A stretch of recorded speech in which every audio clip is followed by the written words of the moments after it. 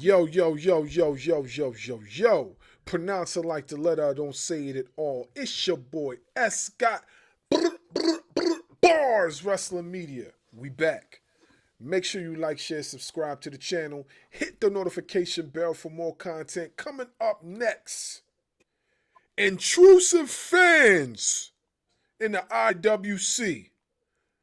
Intrusive. We're going to talk about that. MJF versus Kevin Knight. And possible match of the year candidate, Tommaso Ciampa versus Darby Allin. That joint was fire. And much, much more. We're going to talk about it coming up next.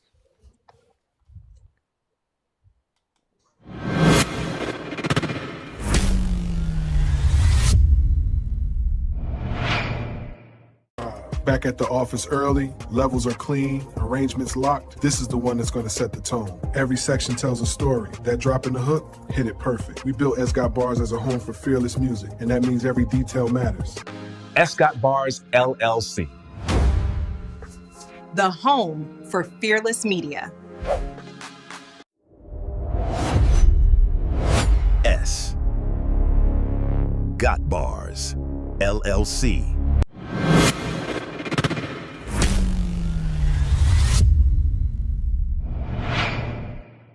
Built this from the floor with a cord and a vision. Still independent, but it sound like a major decision. Keep the meter in the red, cause the heart's in the rhythm. They say the bars got wings, I just call it ambition. Mic check, we're live. Topic of the day, storytelling in the ring. Let's break it down and see why it matters. Barz Wrestling Media.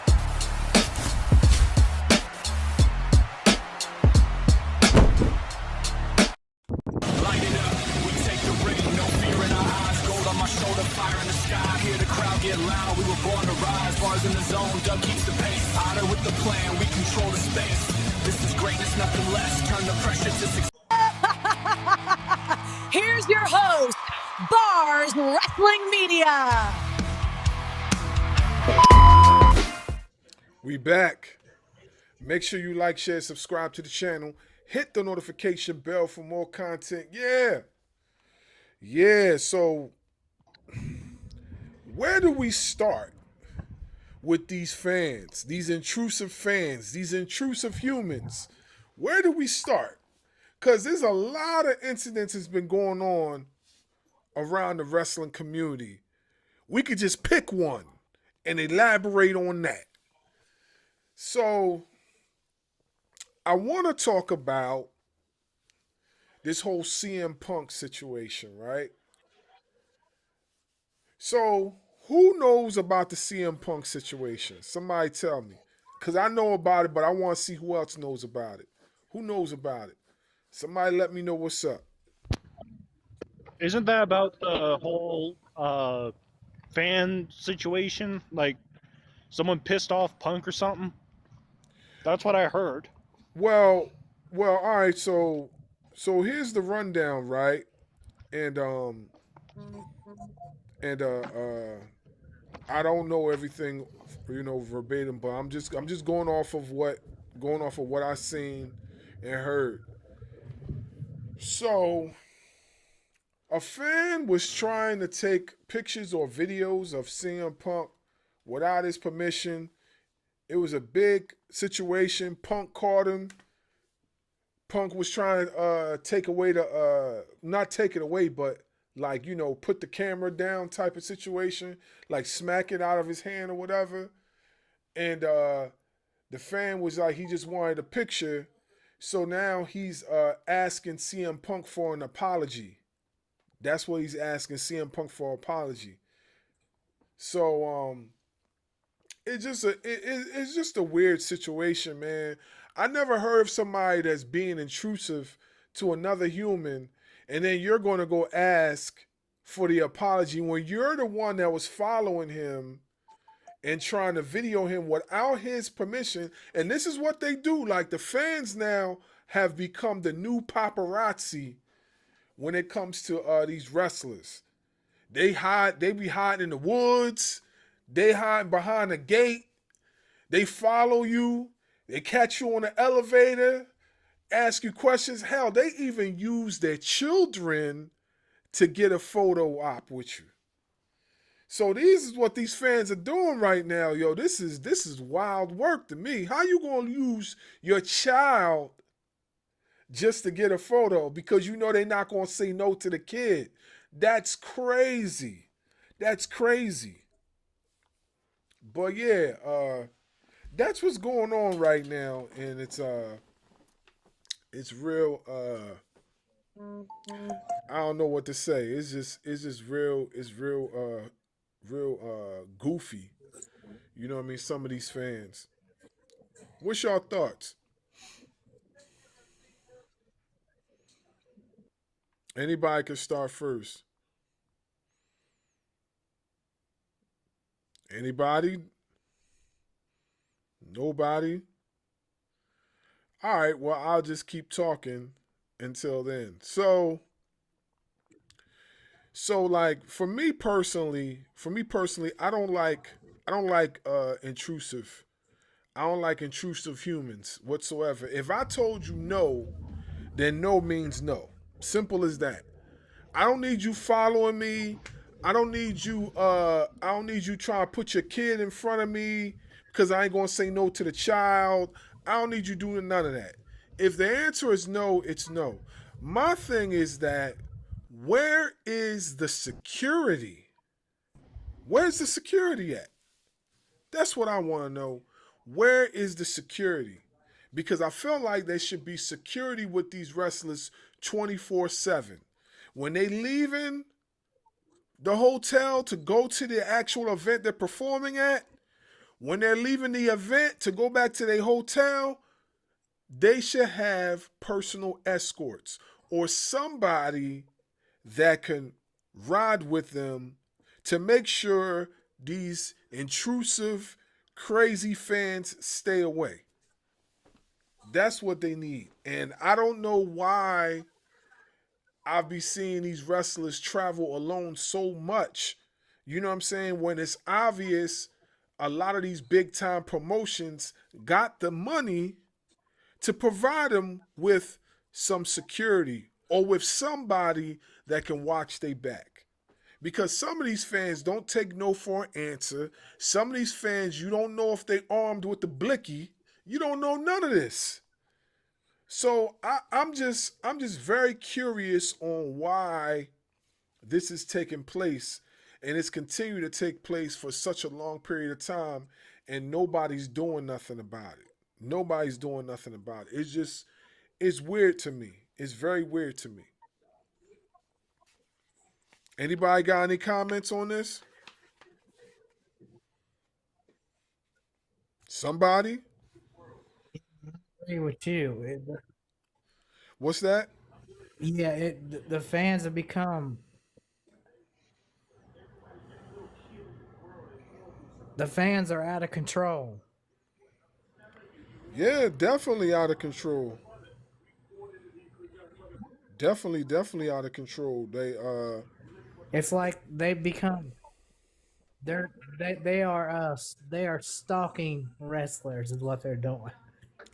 Well, we definitely know that they're stalking because we've heard stories where they have waited at the hotel door. Like they found out the wrestler's room number and waited at the door. Yo, who does that? Who does that? Look. As much as I like wrestling, there's no way on God's green earth I'm going all that far just to get a photo or picture or whatever like that. It's not even worth that. I'm sorry. And I like wrestling, but there's no way on God's green earth I'm doing that. That's too much for me. That's too much for me. Hell, I think it's too much already after I pay my money and then I gotta pay like another 50, 60, or $100 just to get the photo and the autograph. So you think I'm gonna go, you think me, as much as I like wrestling, you think I'm gonna go and follow this wrestler just to get the photo? Hell no, I ain't doing all that. That's too much. That's real creepy. That's spooky like. That's spooky. So I don't know, man. I don't know. These man, these fans is wilding. And the funny thing is, the funny thing about it is that they're continuing to do it. They're doing it more and more and more. And nobody has really checked them like they should have. Like you got wrestlers speaking out, but I don't feel like they're speaking out like they should. It's almost kind of like it's acceptable. And I don't see how something like this, a behavior like this could be acceptable. You know what I'm saying? So I don't get it. I don't get it. Why aren't more people saying something? You got more of the fans on our end saying something more than the wrestlers. At least that's what I'm seeing. At least that's what I'm seeing, because I ain't seen too many wrestlers say nothing. Like just not too long ago, we had somebody, they had Jey Uso's address. They had his address to his house. That's crazy. That's crazy. I don't know, man. Maybe it's me. Maybe Fans have gotten out of some of these wrestling fans have gotten out of control, like the whole Cora Jade situation. That's just unfucking acceptable. That is unacceptable for you to do. I get you're a fan of her. Maybe you only watched her OnlyFans, but bro, that still doesn't give you the right to do what you did. Like, bro, that is fucking creepy, dog. listen. Like, what the fuck? Listen, most of these fans that are doing this, listen, I work in the mental health field, so I'm not trying to make fun whatsoever. You know what I'm saying?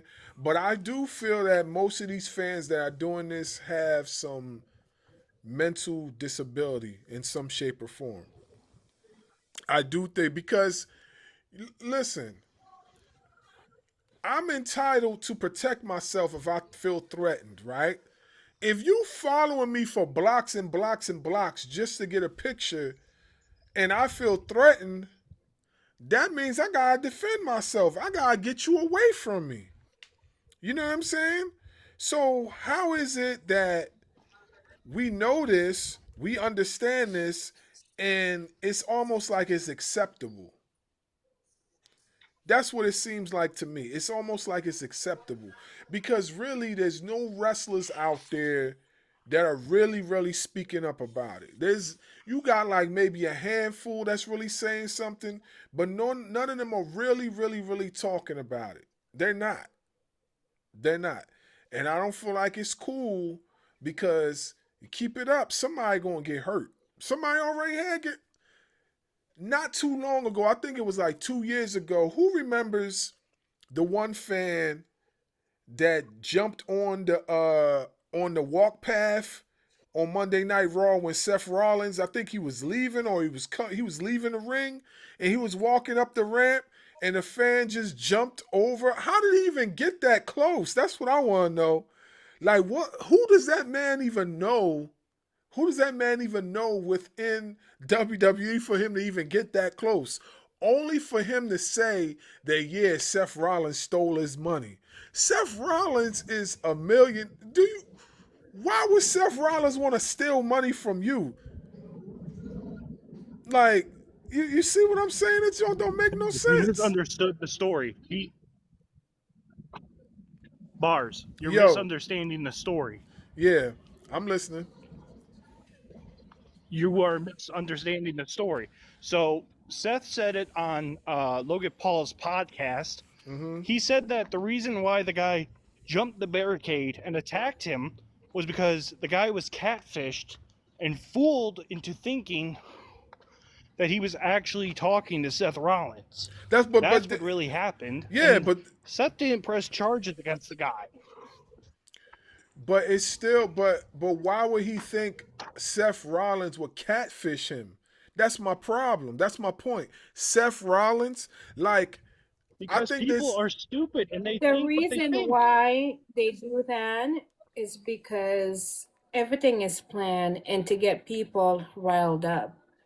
This is all done for us, the audience. We love chaos. Let's be honest. And this is why they do what they do. Everything is planned. And sometimes the person is never being let know that something is about to happen to them. So you think They that don't let them know. so you think They this is already made a deal with the big boss. so you think that a lot of these stuff is premeditated? Like that's what you're saying? 100%. Yes, 100%.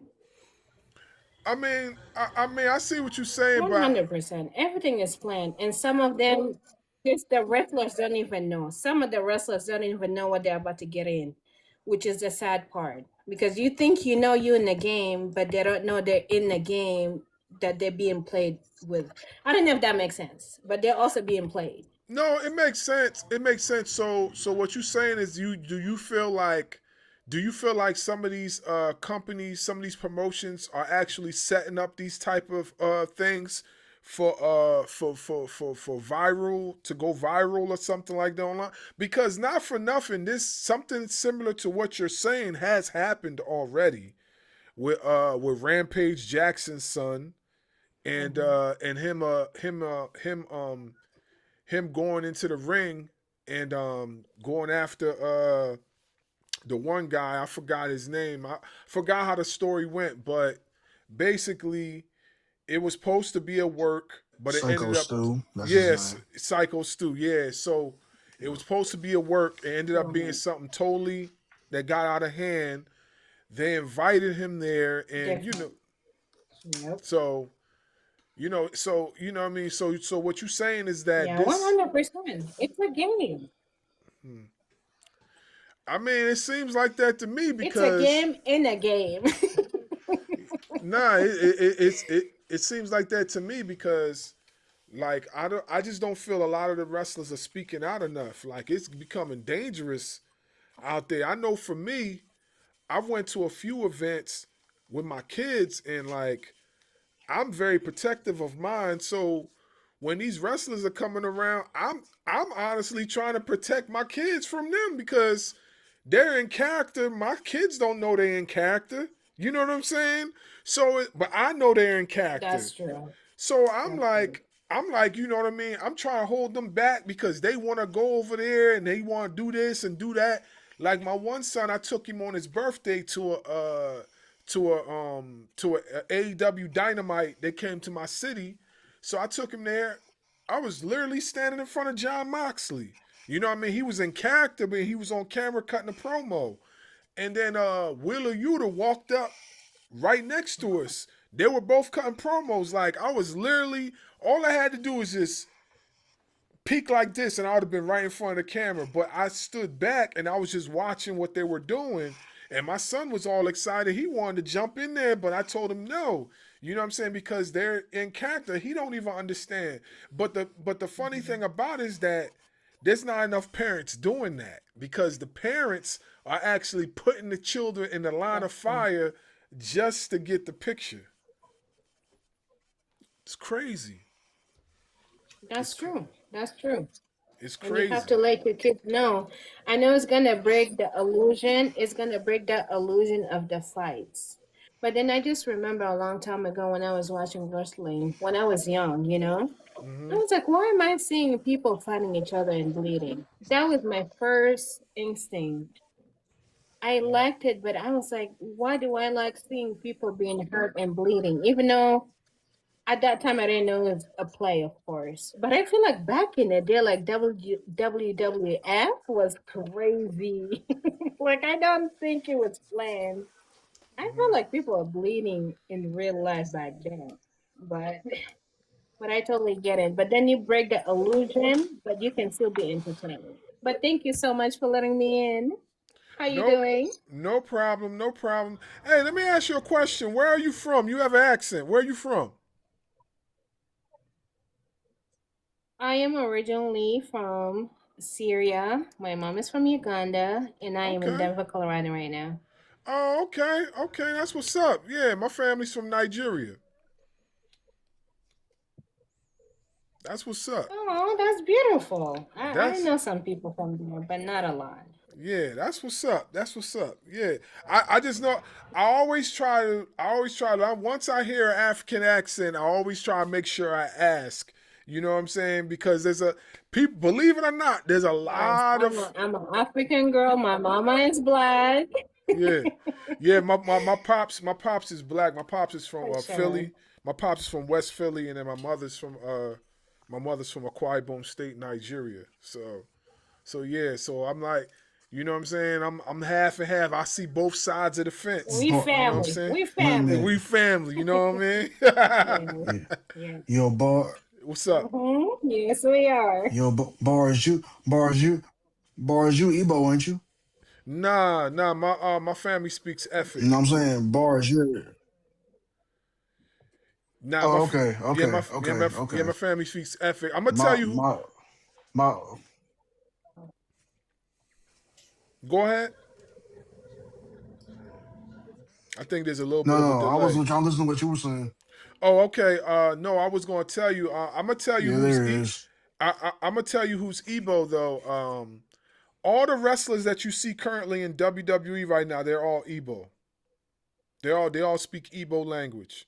Uh, Obafemi, Omas. Really? Yeah, Okay, I didn't know that. Okay. yeah, yeah. A lot of people don't know. Most if you see any Nigerian on TV, 9 times out of 10, they're either Igbo or they're either Hausa people. Most of the Nigerians you seeing on WWE television, they're Oh, Igbo. okay. Omas is Igbo. Obafemi's Igbo. Oh, okay. Okay. What's his face, man? They got him on AAA right now. He's How about Niger. Kobe Bryant? Is Kobe Bryant one of them too? You said who?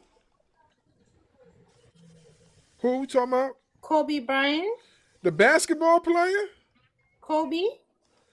You talking about the basketball player? No, there's I thought there's a Kobe and the wrestler. You talking about Kofi Kingston? You mean Oh, there Kofi you go. Kingston? Oh, okay, you said There Kobe you go. Bryant. I was like, what you talking Yeah. about? There you go. Yes, yes. Nah. Yes, my bad. Nah, you good. Nah, Kofi Kingston's I from thought Ghana. I thought I I about to see. say I Okay. thought I said I was gonna say he's not from Nigeria. He's from Ghana. I know that. Yeah, I he's know from nothing to know that he's from Ghana. yeah, he's from Ghana. Big E's also African too. Big E's from I think Big E's from Sierra Leone, I believe. Big E's from Sierra Leone. Um, Yeah, I got a friend that's from Sierra Leone. yeah, Yeah. but who I was trying to remember that that's also Nigerian. Oh yeah, Moose is Nigerian too. Moose is also an Igbo guy. Moose and dang, why can't I? Prince Prince Nana is Nigerian too, isn't he? Nah, I believe Prince Nana's Isn't from Prince Nana Ghana. Nigerian also? I believe he's from Ghana. Prince Nana's from Ghana. Okay, okay, Yeah, okay, he's from Ghana. I think I seen him on an interview once saying something like okay. that. Cool. Yeah, Prince Nana's from Ghana. But who I'm trying to remember, he's a former Intercontinental Champion. He had the same gimmick as Obafemi, but it Yeah. didn't work. It didn't work for Ghana, okay. him. It didn't work for him. He ended up getting injured. They sent him to AAA. He's in AAA right now. He why can't I remember his name? He had the Right. same gimmick. He had the same gimmick as Obafemi had, and he's Nigerian, but he's You talking about you talking about you talking about Apollo Cruz. Apollo Cruz. Yeah, You talking about Apollo Cruz. Apollo Cruz is Nigerian. Yeah. Yep. Yeah. Yep. So there's a few of them. There's a few of them in Okay. WWE. Yeah, there's a few of them, and then Yeah. EJ I always EJ I Aduko is always wanted to Nigerian ask you too. that yeah. Because I always wanted to ask you that too. Because like when I heard she was African, I said, well, let me ask him this because I thought I figured you were part of one of the tribes at least. Yeah, nah, yeah. My family's in the Efik tribe. They speak Mhm. Efik language, a Quibone language. That's what they speak. Because there's about 1,000. There's like 1,000 Oh, okay. languages, 1,000 languages in Nigeria, man. It's not just one, but the most popular ones are the ones that I just mentioned to you. Those are the ones that 9 times out of 10 you're gonna see them on TV, because the Igbo people like the camera, man. For some reason, they always get themselves in the spotlight. At least that's what my mother told me. So Oh, okay. Okay. yeah, They want to shine because they're stars. I yeah. believe that. Well, look at you. You're shining now. You're the star. Hey, if God permits it, then you know what I mean. I'll take it. I'll take it. You know what I'm saying? I'll God take it. wants all of the black men and the black women to be happy. I Yeah, know that. yeah, for sure, I know that. We for sure. deserve good. We deserve abundance. Amen to that. Yes, we do. Yes, we Amen do. to that. So you know what? It's our time to shine. It's Yeah, our time. Keep seeing a lot of people out here that is not our color. It's our time to shine. We're yeah, very strong individuals. for We sure. are. Well, the one thing that I like that's With the going on, voice, with the energy, and all of it. yeah, the one thing that I like that's going on right now with wrestling is they're definitely giving a lot of the black talent an alley oop as far as the spotlight. It's finally starting to happen. It took a while. It was slow. It was a slow burn, but they starting to, put more. They started to be more diverse. You know what I mean? I hope it continues to be this way, and we start to see more diversity. You know what I mean? Not just black, but you know what I mean. More Hispanic wrestlers. More just cultural togetherness. You know what I'm saying? Because wrestling's for everybody. At least that's what I feel. You know what I'm saying? It's not just one person sport. It's a universal sport. You know what I mean? So at least that's how I It look at should it. it I, should be, I, I agree. I agree. Yeah. But I just feel like black people need to dominate a lot of sports nowadays. You know what? Call me biased. I am. I want my black men, my black women to just to be themselves. Well, I mean, It's our time. if you really look at sports right now, like culturally wise, like it's being dominated by colored people at the moment. Like of course, we already know basketball is being dominated by just in general. And then professional wrestling is slowly being culturally dominated. You know what I'm saying?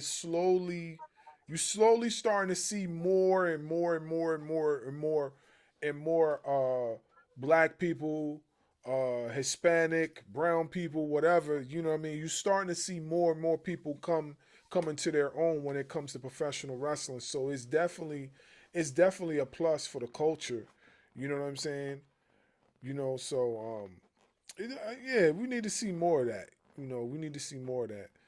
But not to get too much off topic. Exhausted. What's good? What's up, Bars? How you doing? How's everybody doing today? Yeah, we doing good. We doing good, man. We was I'm getting ble- it. I'm blessed, God, brother. How are you, Amazing. Thank you brother? so much. Yeah, we was You're doing great. Thank you. Yeah. we That's was good. Doing That's good. well. Happy Thursday, y'all. NFL draft going. Any NFL drafts going? Bars, you a Giants fan? Jets fan? Are you New York? you you, You're a you New see the Yorker, hat? right? Or New Jersey, right? You see the hat? You see the hat? Oh, that's right. You Cowboy. Hey, they traded up. They traded up and got a was it Downs? Oh yeah? I'm not watching right now, so I will have to go catch the replay or whatever. But yeah, I've been Oh Cowboys forever. They traded up. Oh wow. I hope they got somebody good. Oh, you said Caleb Downs? Okay, I don't know Man, much y'all about got him. Caleb down. Yeah, I don't know much about him. Yeah. Is he good? Is Caleb Downs good? Yeah, he's a safety, Ohio State, I believe. Oh, okay. Okay. Yeah, that's what's up. That's what's up. Yeah. So, we were talking about the intrusive fans and how they are getting too intrusive. Now they're following wrestlers, they're doing all types of stuff. So we started off the conversation with the whole CM Punk situation. So what's your thoughts on that, bro?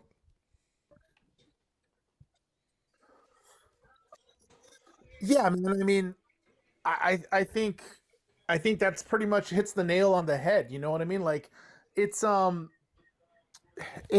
it's a crazy thing, right? Like, if you look at it, the word fan, right? I mean, we're all fans, but people always forget fan is short for fanatic, and a lot of people take their fandom. I mean, as wrestling fans, we know whether when it comes to like things like tribalism, uh, uh, you know, and now we're seeing it in an IRL situation where these people are where these big events like WrestleMania, SummerSlam, things like that, they these people they go to these cities in hopes of getting autographs, getting pictures, and hey, you know what, obviously as a celebrity, it comes with the territory, but there's always a line that gets crossed. There's a line that gets crossed when you're camping out in hotel lobbies waiting to see someone, uh, uh, waiting around at 3 o'clock in the morning at airports, trying to get an autograph, things like that. You know what I mean? It's going too far. It's going too far. People tend to see these people as not human, almost, to a degree, in terms of like, oh, these are the people on TV, so they're not humans, and they're not they don't have they're not allowed to have privacy or private moments or downtime or things like that. And it's yeah, man, that whole, I mean, I can't fault CM Punk for anything, because I mean, as any of us here, if you're married or you have a significant other, if your husband or wife or anyone that you love, I mean, a mother, father, anything like that, if they're in a situation like that, like, no, I'm swinging. Like, I really am. I'm swinging. Like, you're not gonna be 3 inches from my wife and not expect me to get mad or expect me to do something about it. Yeah. My thing is, where's the security? Like, I feel like a lot of these wrestlers should have some sort of like, safety, like guards, like, security, bodyguards, something. You know what I mean? Like, I'm working for your company. Yeah, yeah, like I'm an independent contractor or whatnot. That's what they call it. But I'm still working for your company. I'm still signed under your company. So where is my protection? Where is somebody that can roll with me, who can keep the fans off of me when I don't feel like bothered? Like, if I finish a show at 2 a.m. in the morning and I want to go get a bite to eat, I don't need, a bunch of fans to be like, harassing me when I'm trying to go get a bite to eat. Now, I understand, once you become part of the limelight, I get it, you kind of lose a lot of your privacy. But I mean, that don't mean that I want you following me across country and got the address to my house, trying to take pictures and videos, and you trying to grope my girl, and like, that don't mean that's what I want. You know what I'm saying? And honestly, it's a double-edged sword, right? Because you have this side where you're like, hey, where's the security? And then, I mean, you had moments last year where I've seen people talk on lives talking about, oh, look at AEW, the wrestlers they mingle with the fans, and they're just they're all involved with each other, and you can just go up to them and take pictures and say hi, and oh, that would never happen in WWE. So again, it's a damned if you do, damned if you don't situation, right? Like it's when AEW does it, oh, that's so cool. Look at, like, see, they're not stuck up like the WWE. When situations like this happen, it's, oh, where's the security? How come they're not protecting their people? You can't have it both ways like that. And then I'm not saying you, Barz. I'm not saying you, but I'm saying I've seen lives like that. So again, it's a double-edged sword. It's a very much damned if you do, damned if you don't situation when it comes to fame. Like, I mean, some of the most famous people in the world, right? Like, you can look at Taylor Swift or Kanye West or any of these people. They've all had these run-ins with the paparazzi even if we keep it on a WWE level, I mean, look at stuff that happened with Sonya Deville and Liv Morgan and Mandy Rose and these people. It's like, man, it's wild. It's wild. Yeah, I honestly feel like they're being manipulated. Go ahead. Sorry, go House, ahead, go my bad. ahead. No. Go ahead.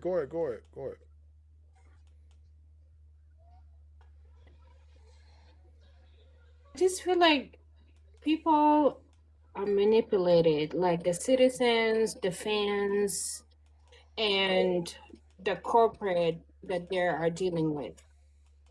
There's two sides to this. Yes, the corporate want you to have fans, so they're not going to protect you at all times. And I don't mean protecting as if somebody's going to hurt you. They want fans to rush up on you. They want fans to get your autograph. That's media. They want to show that, like, oh, look, people love John Cena, X, Y, and Z. So yes, this stuff is going to continue to happen. That's true. But also, when you build your own as a wrestler, you can have that security for yourself. So when you want to go out, for example, and eat, that's your own that you're going to have, that the company is not going to pay for you. The company wants you to be advertised 24/7. If you clocked in, you're going to be paying 24/7 for that. So yes, the fans is going to rush up on you, and they're not going to care. They want them to. They want the videos. They want the interaction to say, oh, look, our artist is amazing and he's loved, and so on and forth. So that is true. It is a sword, both sides. But that's what comes with fame, though. If you want it, that's what comes with it. So I don't know. It's a lot, but that's what comes with fame again. Yeah, you know what? I have to agree with that because, you know, seeing what's taking place and not really seeing too many reactions from the wrestlers. You know, of course, you know, we have our certain selective few that have spoken out about it, but not really seeing a big reaction from the wrestlers just makes me think that, you know, maybe these companies really want things to happen like this for a viral moment. Maybe they want things to go down like that, you know what I'm saying? But that's a dangerous game you playing because, like, you know, you got some fans, listen, you know what I mean? You got some fans that will take it to the extreme. Like, you have fans go after MJF because of how he was being disrespectful in Mexico. And they followed him all the way to his hotel room. So you got to be careful with that because these fans cannot, you know, separate real from actual show. You know what I'm saying? They can't separate the two. They don't know if it's real or fake. They're so invested to this. They so invested into the story that they think it's real. You know what I'm saying? They don't want to hear that it's fake. You know what I mean? They don't want to hear that it's a work. So you have to be careful with that because you can end up getting hurt one way or the other, you know?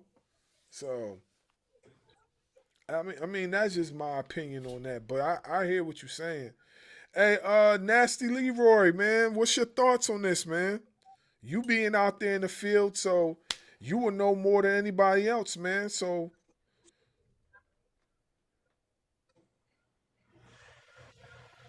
you there? Okay. For me, Yeah. yeah, I'm here. You Yeah, hear me? no. Yeah, I was asking you what's Okay, your okay. So for okay. me, Yeah, I can hear you. Go ahead. yeah, for me, I just think that I felt like I feel like uh, if you're if you're a $1 billion company, you should have security or a security team of at least 2 to 3 um people on you, especially for after hours and shit, Mhm. because fans is crazy and shit. Mhm. And it's not even just a company thing. It's just like, get my safety thing, because I run into it at like on indies too. Like when Cardona was doing his thing with Gage and shit. We had to get extra wrestlers. It had to be me and a few other people. Mhm. Like they was chasing them down the beach on the way to his room and shit. So we had to, we had to be the security. Um, that shit was crazy. I ain't gonna lie, that was probably one of the craziest lives of my life, because they was like legit about to, want to put hands on them. And so, So, but um, but it's crazy like that, because I feel like if you're like a GCW, you could definitely get somebody to pay a couple people, security guards or whatever, or a bigger guy or whatever the case may be. Um, and if you're a $1 billion company, you can't have it. The security team should be like when they're going out to eat or whatever, or afterwards, like, and then it, and then if arena security's not doing it, have them at certain parts where, blocking off, where they can't touch I ain't gonna say touch, where I can't, or these fans can get a hold of you. But I just say when you're going out and stuff. But yeah. so let me ask you this: don't you think that's kind of unfair for like the actual wrestlers to police themselves when they working for these big companies that should have the staff available to watch their backs when they're going to and from like whatever? Like, don't you think they should have that? I mean, honestly speaking, if I'm a wrestler and I'm popular and I'm making you money, why should I have to be the ones to police myself? Why should I have to be the ones to tell the fans to back off? Like, you know what I mean? Like, why should I have to be the one to do that? Why can't I have somebody that's gonna escort me and watch my back? Like, I'm tired. I'm tired. I just got finished wrestling a 30-minute Iron Man match or 60-minute whatever. And now all of a sudden I gotta police myself just to get back to my hotel room. I don't feel like that's fair.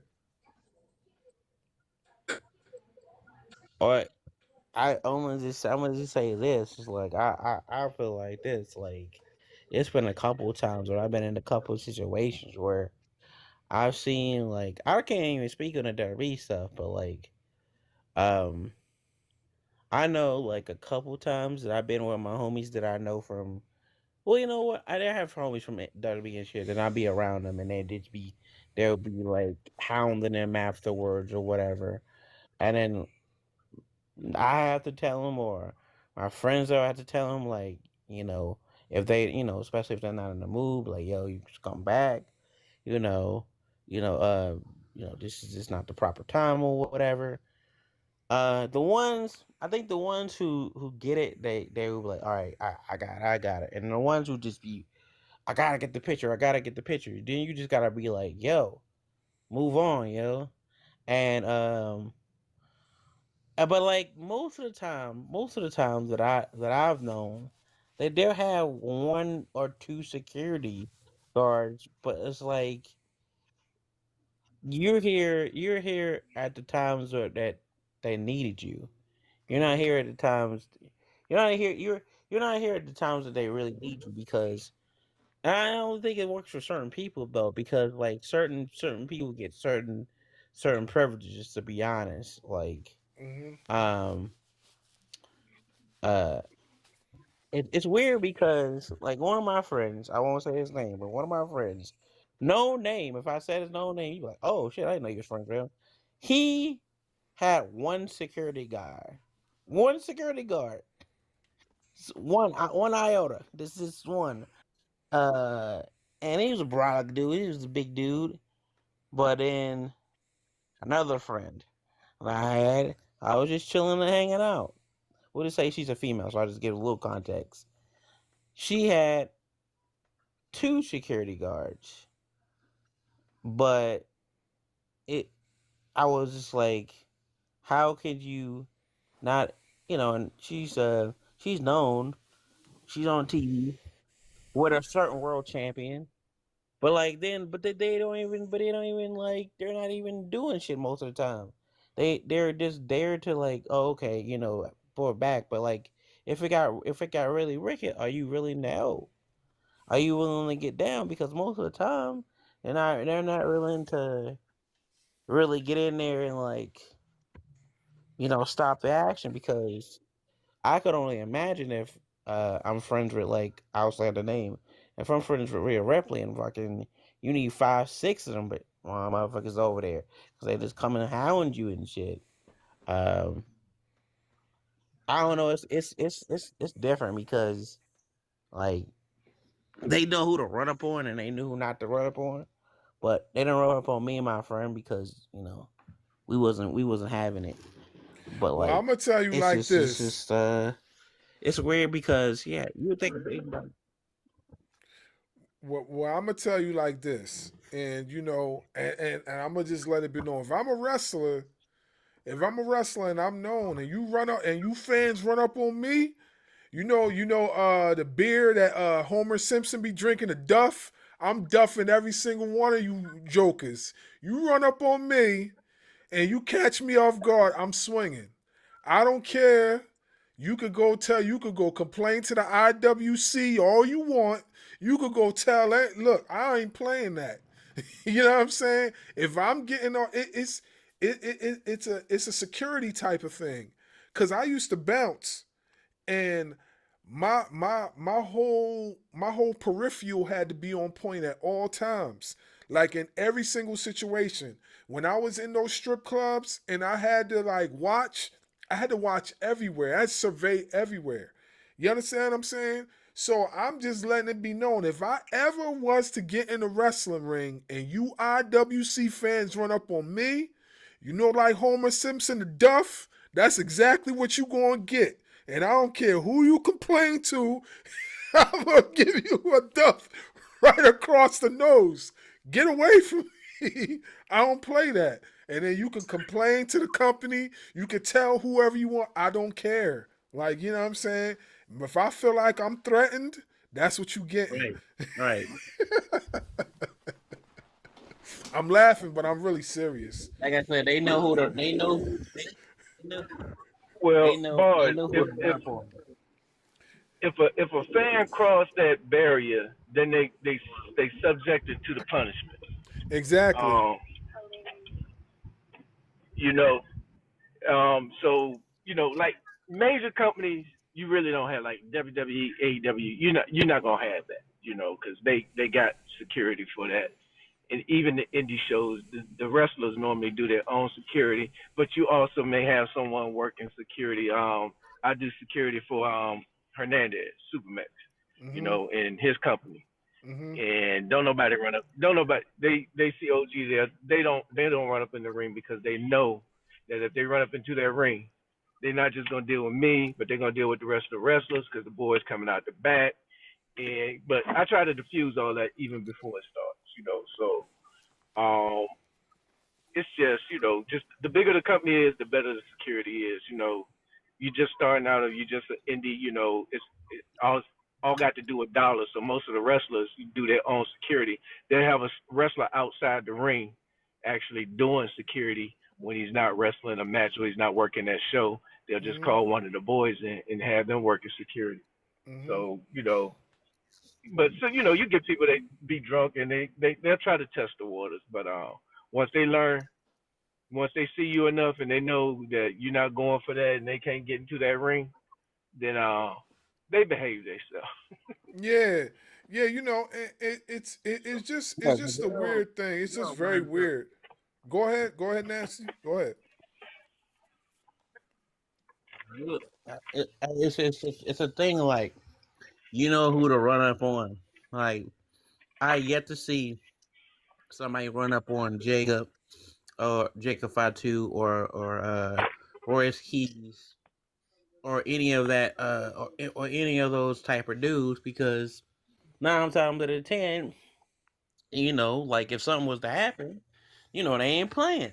And like I said, the Cardona thing was one of those and I mean this from any company, I had never seen that shit in my life. I ain't never seen that reaction in my life. I ain't never and you can say this is tribalist shit, but I ain't never seen this from an AEW show or WWE show. I ain't never seen this in my life where not only I think the only time I can think of is when I was a kid at ECW. It's like he came in that thing, and I didn't know nothing. I was back there, but I wasn't back in the back when I knew the whole finish or whatever. But when Nick Gage got beat by Matt Cardona, motherfuckers was upset, really upset. So they told me, "Hey, Leroy, you and the rest of the people, you need to be security and shit, cause Cardona needs to get out. Like he couldn't get out at all. So he getting chased on the beach. He getting we trying to go to his room and everything and all that stuff, right? Wow. I protected him and shit as much as I could, right? But they was just wilding, bro. I ain't never seen that shit in my life. But there's a guy named AJ Gray, the big dude. They would never run up on him because he put hands on him. But what I'm saying is they know who to run up on, and I don't understand so in indies you gotta self secure yourself. You got somebody like OG over here, having security for you, or they get somebody off duty and they were oh, let your securities barricades and whatever. Mm-hmm. And you know what? And so, sorry, Leroy. Sorry. I'm about to finish. But I don't understand cause I've seen it from AEW. I've seen they got security and stuff. They be having at the Starcades, and they have it at the collisions and all that stuff. It's just they have it. That I know they have it when they go to the hotels and stuff. But I don't know why TK gives them 1 or 2 security guards. I don't understand that shit. That shit to me is wild. And the security guard don't be giving a flying fuck, to be honest. I see the look on their face. So they gotta get people who care about people's safety, women and men's safety, or nowness, no matter if they're top guys or not, because that's what it seems like. Oh, only our top guys we care about. We don't care about our mid carders or low carders. But yeah. Yeah, I hear you. I hear you loud and clear. That I wondered about that too. Does it have a lot to do with status or whatever like that? Because somebody's gonna say something. Somebody about to say something. Oh, no, I was just gonna ask. You know what, Barz? I was gonna say. I was going to propose how much does social media play into these situations, right? Because it's everybody's looking for clout, everybody's looking for followers, everybody's looking for a viral moment, so to speak. I mean, and again, not to take it off topic of wrestling, but I mean, we see it more and more in every sport. I mean, look at the fans courtside. They getting very mouthy with Russell Westbrook, with LeBron James, with Kevin Durant, and you see the video, you see the clips, you see the videos of especially Westbrook. And again, as someone from SoCal and Los Angeles, Westbrook is an LA boy, And he tells him, like, bro, you don't want this smoke. You don't want nothing to do with Russell Westbrook. He's not, again, like Leroy said, he's not the one you want to roll up on. Like, Russell Westbrook don't play. You know, he's from England. I do think he's from South Central, I think. But yeah, like, and again, you see them talking crazy to Kevin Durant, LeBron James, and they even do it to football players. Like, you see them hanging over the rails. They just had a guy last NFL season. That dude punched the dude. The football player, he punched the guy, one of the fans. Again, it's just everybody's gotten too comfortable saying things online behind a screen, and they think they can do that in real life, you know? And again, it's crazy. It's everybody, and they even if they get these crazy moments and they're the recipient or the cause of it, they still think that's good for them. Like, oh yeah, that's, you know, like I went viral. I had my moment. It's crazy. It's crazy. Yeah, that's kind of like my problem with a lot of these folks in the IWC. Like, they're looking for viral moments, so they're looking to press buttons. So off the rip, I'm going to follow, let's just say a random name. I'm going to follow a Cora Jade, and I'm going to piss her off just so I can get that viral moment, just so I can do this or just so I can do that. You know what I'm saying? So that I do believe, like, a lot of these fans be looking for viral moments, so they press certain buttons to provoke the wrestlers, to get them to come out of character and do something that they're not supposed to be doing. So I do believe that. But I also believe too, like what my sister said, you know, that I feel like a lot of these companies, they want the wrestlers to get run up on so they can catch that viral moment, because it's more publicity for their company. Oh, did you see such and such got ran down on by like 50 or 60 fans? And I do think that sometimes, like, I'm not even going front. Like, I do feel that way sometimes, because it happens too often. It's happening too often nowadays. Like, speaking of Royce Keys, there's a video of Royce Keys being approached by a fan, and he had to put the fan in their place.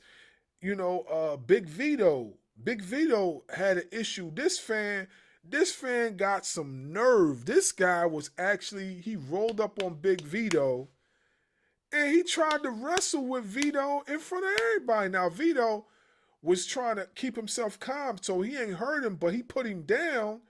But imagine what type of heat he would have got if he would have had to slam this dude on his neck. You know what I'm saying? And nobody would have never cared about. Huh? Vito handled himself I just well in wanted that to say situation. something. Don't you think that fan is a plant? I need y'all to think behind the curtain. That fan what you call, that's not a fan. That's somebody who is behind the scene, pretending to be a fan. It could be. Like, we have crisis people. You know how we have a crisis, what they call it? Crisis, I don't know what they call it, crisis something. People that will come up on a news that something happened. Why don't you think it's the same thing is happening for footballers, celebrities? Okay, so when she's done, I'll let me tap in on that. Go ahead. Can y'all hear me? Okay, so I actually know some wrestlers, right? And like they did independent, and I know I've met a few of the real ones, professionals right now, that are actually professional right now, and they're what they call fanatics. They take it very seriously. Like, they know nothing else of their real life. They think those people are those people, and they treat them as such. So you have to realize that they have a fine line of mental illness to think that those people are literally their persona on TV. Like, they're literally, that's what they live and breathe. They think those people are like those people for real life. So it's like, yeah, those people are sometimes very unsafe as a wrestler. They have to protect themselves because there are those fanatics that treat them as their true character they play on TV. Yeah. That's very true. That's very true. I know exactly what you're talking about. I know exactly what you're talking about. They're all over the place nowadays. Or like even like rappers. I know some rappers. They're not their persona and that they rap about. They're not. And I know some actors and people that have been in movies. Like I went to school with them and I talk to them on a every other day basis. And there are people who really think they are their character that they played on TV, and they true like threaten them. Oh, I'm gonna fucking kill you because you did this to this person. They're like, bro, I'm a TV actor, bro. I get paid to play a character. And those people, like I said, those people have mental illnesses that they live and breathe those characters and hate them in real life. I think it goes beyond mental illness. I think there's a spiritual thing that is happening between those people as well. But then maybe I'm going beyond that, what you guys are talking about. But everybody is going through spiritual problems when they're in this industry, whether it's music, WWE, X, Y, and Z. If you're in the entertainment industry and you're not strong enough, you will be controlled. And they will make sure that you will be controlled. So I understand where you're coming from too. No, you're not lying about that. You're not lying about that. There's definitely some control going on out there as well. And if you're not strong enough to handle that responsibility of what you're given, they definitely will turn you into a bot. That's for sure. So you're not lying about that. You're definitely on point with that. That's like they think Orlando. What's his name? Orlando. What is his name? He was on That's So Raven or whatever. Brown, Orlando something Brown. Yeah. Yes, he's not crazy. Mm-hmm. He's not crazy. He's not playing crazy. He's playing crazy. Yep. Because he's been telling the truth the whole time. 100%. I agree. I'm so happy that I found somebody that agrees he's not crazy. And Kanye West is not crazy either. He's playing crazy too because in order to stay out of their crosshairs, you got to play the crazy. Yeah, Jim Carrey too. Jim Carrey is one of them too. Yeah, there's a lot of people, but yeah. It becomes a defense mechanism, It becomes when you're in the spotlight. I mean, look at like Miley Cyrus a few years ago, right? Yes. Britney Spears when she shaved her head and things like that. Like Britney Spears is not alive. Britney is still stuck. I feel so bad for her. She's still stuck. She actually was drove crazy. She could not find a gate to get out. A way to play herself out of that. She went crazy. She's still stuck. Yeah. She's not going crazy. She's just stuck. When you get that, that's amazing. She's still alive. It's amazing. She's still alive. The childhood fame, and when you're a child star, like again, you don't know. You grow up. We always think back, right? We're all grown ups. We're all adults. We can look back at our teen years, and even some of them earlier than teen years, right? Like pre-teens and things like that. And you go, man, like. I was wilding. As a teen, I was doing crazy shit, right? Now just imagine doing that with an entire industry on your back telling you what to do, where to go, how to dress, people yelling and screaming at you and literally everybody wanting a piece of you. Like it's wild. It's wild. Exactly. Y'all be good, Barz. I gotta go. All right, yeah, OG. I appreciate you for tapping in. I appreciate it. Bye, OG. Thank you. Good looking out. Make sure y'all follow. Good looking out. Bye, OG. Yes, sir. Yeah, and this is exactly why. I was like when I was doing my auditions and my demos for like Def Jam and Sony and stuff like that, and I did those showcases. I didn't. Whatever them interns was telling me, I wasn't about to do that. You know what I'm saying? Because they wanted to see, what lengths I will go just to get a contract. and the contract will probably be like a 360 deal, and then I gotta wrap some bull crap. I wasn't about to do all that. You know what I'm saying? Like I just wasn't, and I wasn't going to sell my soul or my talent just for some dollars. Now, I told some of my friends this story, and they was like, "Yo, you crazy." You know what I'm saying? I would have went out there and just did what they wanted. And then as soon as I would have got myself together, I would have got out of that contract. I was like, yo, how are you going to get out the contract, bro? Like, if they got you locked for 10 years, so you expect me to do... They got you. Yeah, you expect me to do that for like 10 years? 10 years of rapping that crap? Rapping that crap? Like a date. Like, nah, man, I just wasn't doing it, Same reason why Dave Chappelle left. Like, this is so crazy to me, but it's just so simple. I'm so sorry. Okay, I'll mute. No, I go just ahead. wanted to say one thing. Go ahead. Talk. This. Thank you. This is so funny to me because I feel certain things.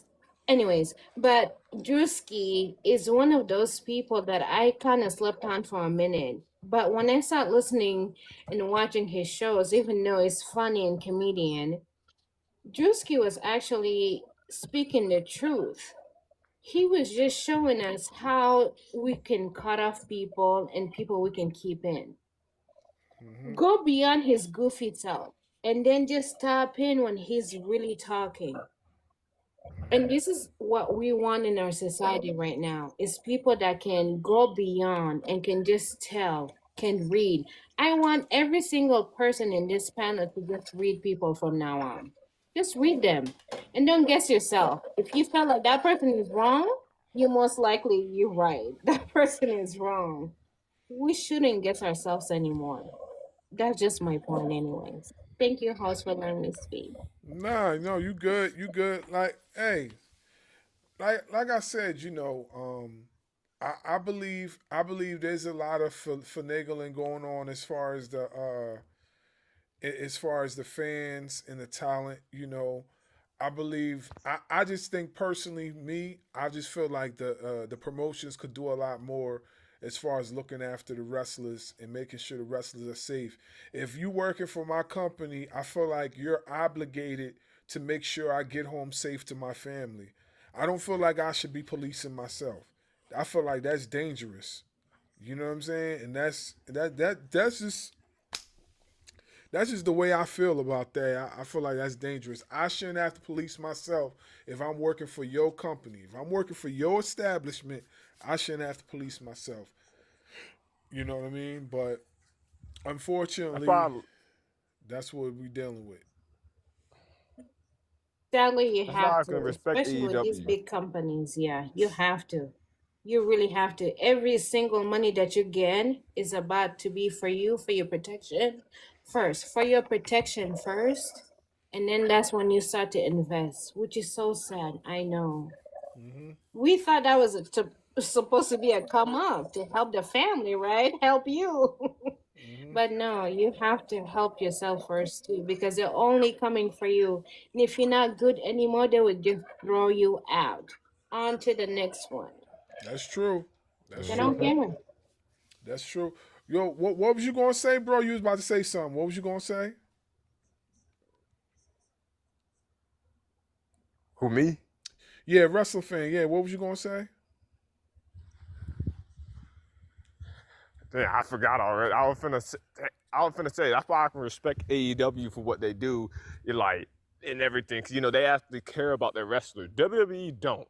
And Las Vegas WrestleMania showed me that. It showed me, like, if I ever wanted to become a wrestler, I would go to AEW first before WWE, because at least I'm gonna be treated good there. You know what I mean? Yeah, I don't deny that. I do feel like the morale is different on both promotions. I believe one promotion believes this system works for them, and I believe the other promotion believes that system works for them. So I hear you 110%. Honestly speaking, like if I was a wrestler too, I would probably go to AEW first. I'll probably go to AEW. I don't even know if I would go to WWE, honestly. Like I don't even know. I feel like the type of character that I would have as far as a wrestler, I don't think it will fit on WWE programming. You know what I'm saying? I think it would need an AEW because I feel like I will have a little bit more creative control on how I can maneuver this character. You know what I'm saying? So, but absolutely, yeah, I Can feel you you. tell Yeah. us? I'm very curious. Can you? Nah, Can I you tell us can't. what you would do different? Keep a secret. Okay, keep a secret. Okay, Nah, okay. Keep a nah. secret. He'll be. Yeah, keep Listen, it it's the same secret. I reason get why it. I get MJF it. can't go to WWE. You think Like if he'll never go MJF were to to? go to WWE, Uh-huh. You think he no, won't never go to no, WWE? because his character will be watered down. His Yeah. character would be watered down. Even do you think his And deep character down, will he knows it. you think his character will be worn down even in this TKO era? Because it seems like TKO era is trying to take it seems like TKO is trying to take a page out of AEW's booklet and they trying to get a little bit more graphic and raunchy, you know what I'm saying, and trying to do curse a little bit more, add a little bit of edginess to their I don't know, wrestling. man. They're trying to a little bit at least. Yeah, Watching it, that is true. But only for certain Martin people, though. They don't Stone. do that for everybody. That's true. Yeah, Keep going. that definitely is the saddest thing. It's definitely the saddest thing. I'll never forget this. Watching Martin Stone or watching him on a podcast, and Renee, one of the guys that used to be in that tag team, that Friends tag team. I can't think of the Little Red Renee Stars, Dupree? something like that. Yeah, Renee Dupree, that's his name. So he was just like, 'cause I saw a clip of it. He was like, when I was back there in NXT, they were talking about, we're not watching AEW. But then they kept lying to my face saying we wasn't watching it, and they had people back there watching it. And he said this is like 2019 and shit. So I think what happens is they went back there and they just said, you know what, 2000, not even 2024. I think 24 and 25, they've been watching. They've been secretly watching. They've been taking shit. But the thing about that is when you watch another promotion, what works for them works for them, and what works for AEW works for AEW. What works for WWE works for WWE. No matter how much you use the cussing, no matter if you use if you're doing hardcore matches, because all of a sudden now we can do hardcore matches, but we're not really doing hardcore matches. We're just doing lots of chair spots and lots of this and whatever. But like, it don't hit the same because you can't do the level of stuff that they're doing. The thing that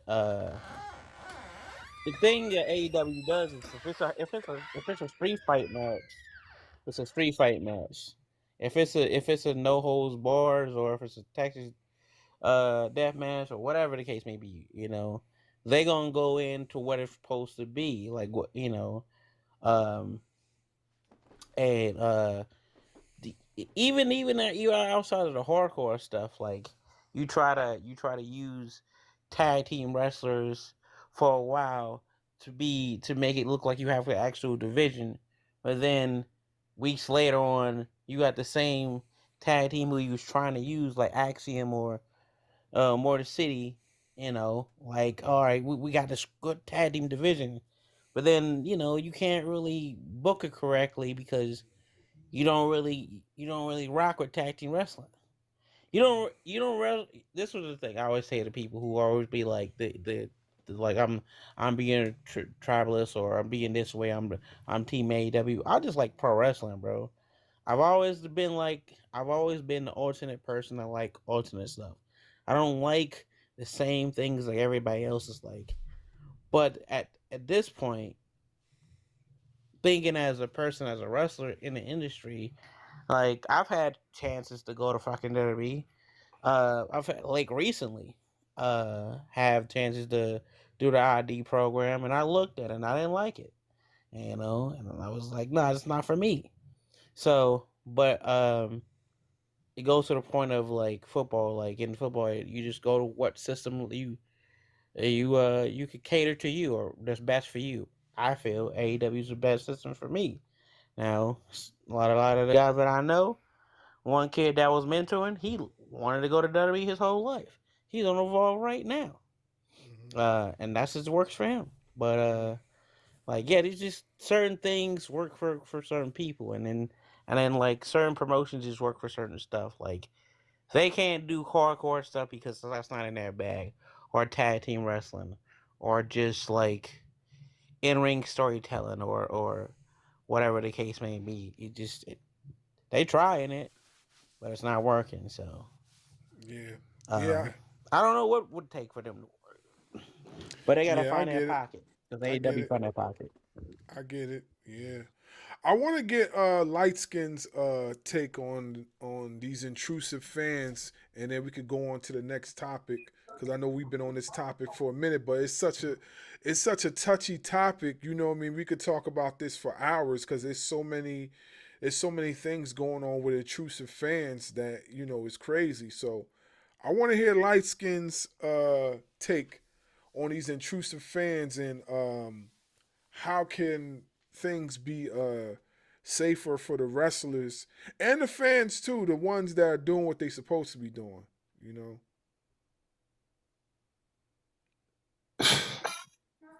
I really don't know what to say, man. I'm more shocked than anything else, to be honest. Like, a lot of these fans are just, they create these parasocial relationships to where they feel like they are entitled to a lot of these celebrities' times. It doesn't matter if it's pro wrestling, pro athlete, music artist, you know, actor, whatever. A lot of people need to understand these guys are entertainers. They have lives outside of what they do for a living. And it's absolutely absurd to think that fans have come straight to this. But then a friend of mine, Dedrian, shared a tweet with me that pretty much said it all, where it said that the adult wrestling fans nowadays grew up to the point where when they were 10 years old had to live in the era of bra and panties matches, mud wrestling matches, and, you know, evening gown matches. And it's no wonder that these guys are perverts nowadays. So that really spoke to me, because I grew up in that era, but I believe I turned out okay to the point where I can, you know, not be that ridiculous. But yeah, honestly, we talked about it on the Heels for Life Wrestling podcast, where we said that these guys need to have security with them 24/7, because when they come through the airport, they don't have anybody with them. They're traveling by themselves. You know? Yep. But I feel like they need to have security with them at all times. Yeah, I definitely agree with you on that. I think security with them at all times is important. But unfortunately, they don't have security with them all times, and sometimes the fans are so intrusive. They know that they know what times the wrestler don't have security with them at all times. They know where the wrestler's going to be at. They know all where the wrestler lives at. They know if they're going to be eating tomorrow and all this other stuff. It's kind of like what my sister said. She said basically, like, it's almost like a setup.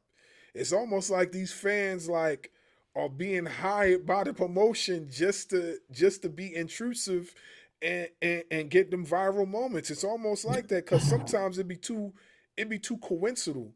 Like how you know I'm going to be here at this time? Like, I didn't even post it on social media that I was going to be over here, and you just so happen to walk up and you see me. You know what I'm saying? So it's creepy. It's creepy Your on a boss whole did other it. level. Yeah. What you The say? boss did it. Yeah. The boss did it. Yeah, it seems like it. Yo. Yeah. When did the event happen? Huh? Which event? The one we're talking about. The one that's talking about people being bothered. What event? What time of the event did it Every happen? single one of them. No, we're talking about in general, Corey. Like, Okay, yeah, I just came in the chat, so that's why I'm just asking for clarity, so I don't jump guns. It's all good, but you know, if you're looking up flight times to see when these people are coming into town and when they're leaving town, then I strongly advise you to either like buy yourself a robot to talk to from now on. You know, I mean, they're doing wonderful things with AI now. I mean, you can have yourself a little virtual girlfriend. I mean, why not? You know, so I mean, Yeah, I'm it's sorry, true. but if No, I that is agree what with you are him. He's doing right. He's nowadays, I right. mean, He's I right. feel highly I feel bad for you. I really do. He's right, though. You're right. You can ask your AI anything. It'll Yeah, give it to exactly. you. Yeah. What Your you AI saying? will give you the attention that Rhea Ripley will not. I mean, you might as well. Hey yo, light skin, what you saying? You could say they could get a virtual biddy on the side. Know what I'm saying? Man, might as well. Shoot. Oh snap! We're Yeah. in the year 2026 and technology has advanced so well to the point where you can create your own virtual companion. Yeah. He's right. Laskin is right. I'm saying, you know, just create you a virtual companion and leave these wrestlers alone. Yeah, it's cool to see them, but at the end of the day, they are human beings, all right? Their job is to entertain you from 8 o'clock There you Eastern go. to 11 o'clock Eastern, and then they are Thank clocked you. out. Leave They're them only alone. entertainment. Thank you. They're only entertainment. They're not your real life. Yep. So, I mean, that's all that really needs to be said. Just leave these wrestlers alone. Yeah, I agree. I definitely agree. Like, you know, leave them alone. Let them go about their business. But unfortunately, you got some stubborn, intrusive fans that are not going to do so. But, you know. But the wrestling, any other company won't last without the fans. So we have to learn that there's a good and bad. We need to have both. I know it sounds like a lot, but we have to have both. We still want to be entertained, right? Yeah, still want to watch wrestling, right? No, you got a point. So it's gonna continue. You got a point. It's gonna continue. You got a point. I just feel like if they could just dumb it down a little bit. What's going on, Ladybug? Like, if They have. I really feel like from WWF to now, they have done it down a lot. It's still heavy, but they have done it down a lot from WWF. Like, yeah, you need to go back and see WWF. Like the referee was getting handed too. They didn't care about the referee. Yeah, The referee was getting it too. It was horrible. Yeah. It was bad. Yeah, I wanna go into this next topic real quick because there's still a few more things I want to discuss. So I want to talk about Darby Allin versus Tommaso Ciampa. Who watched this match? Who watched this match? For the love of God, these guys put on a clinic. They put on a clinic. Listen, Hold on, gang. Hey, twin. Hey, twin. Hey, twin. Hey, what's up, twin? Hey, I just want to say what's up, everybody on the panel. What's going on, twins? Barz, your head big. Barz got a big head. Light skin. That's my boy for life. What's up, light skin? Leroy, nasty Leroy. What's going on? Chad. Hey, Goblin. I saw you calling my name down there in the chat. What's up, Goblin? Hello, Ladybug. Hello, Ladybug. And to the two ladies that I don't know, hello, I'm Darkwing Dove. I am co-host on the Ring Ropes and Turnbuckle podcast with Big Head Barz over there in the corner. Nice to meet you. Hello. Can I say something real quick though, twin? Go I say ahead. I just want to Go say ahead, something real sir. quick, and you can go to Darby. You can Go go to ahead. Darby. Go ahead, To all you nasty motherfuckers out there that are following these wrestlers and athletes around to hotels and the airports. I must say, what CM Punk did to that dude is the lightest of the light. All he did was get his phone knocked out of his hand. Now imagine if he would have just reared back and hit him. he would have earned every bit of that. There are too many fans that think they got big nuts and can follow these people around. One of these days, one of these athletes is gonna put you in a chokehold and you ain't gonna wake up. They've asked you over and over and over and over and over again to stop coming to hotels, stop following them to the airport. There are meet and greets for a reason. Stop being these weirdos, stalker type people and following these wrestlers around the fucking hotel and airports. They don't like it. They've let it be known over and over and over again. No, Just stop. Absolutely right. Because when you get hit in the mouth, you're going to be wanting to call the police. Nah, you're absolutely right. You Getting 100%. Getting choked out while you. Yeah, for sure. Like I already said what I said, and I'm standing 10 toes down on it. I said, like, if I'm a wrestler, you run up on me. Any one of you IWC fans run up on me if I'm a wrestler. Trust and believe. You know that beer that Homer Simpson be drinking, that Duff? You gonna catch this right hand. I'm not, and I ain't gonna hold back like CM Punk. I'm gonna really hit you. And I'm gonna make sure that I put you down for real. I'm not even playing. I'm not even wasting no time. You gonna get Duff like home. Dope. Like that's what you gonna get. I'm joking, but I'm not joking. I'm very serious. Because it's just too much. I need a couple fans to get packed up a few times, yo. Oh, okay, TikTok. Just one good I'm just saying, bro. One good TikTok, relax. I'm just saying, bro. These fans, man. They out of line. And I had just came in when Light Skin was talking about the Attitude Era and the bra and panty matches, and you know the one. What was the one chick that flashed the audience after a match? Like, we came up in that era, and I can see 1, 2, 3, 4, 5. I think Humble Roses. I think you a guy. I thought I heard you talking. I apologize if I called you a female earlier.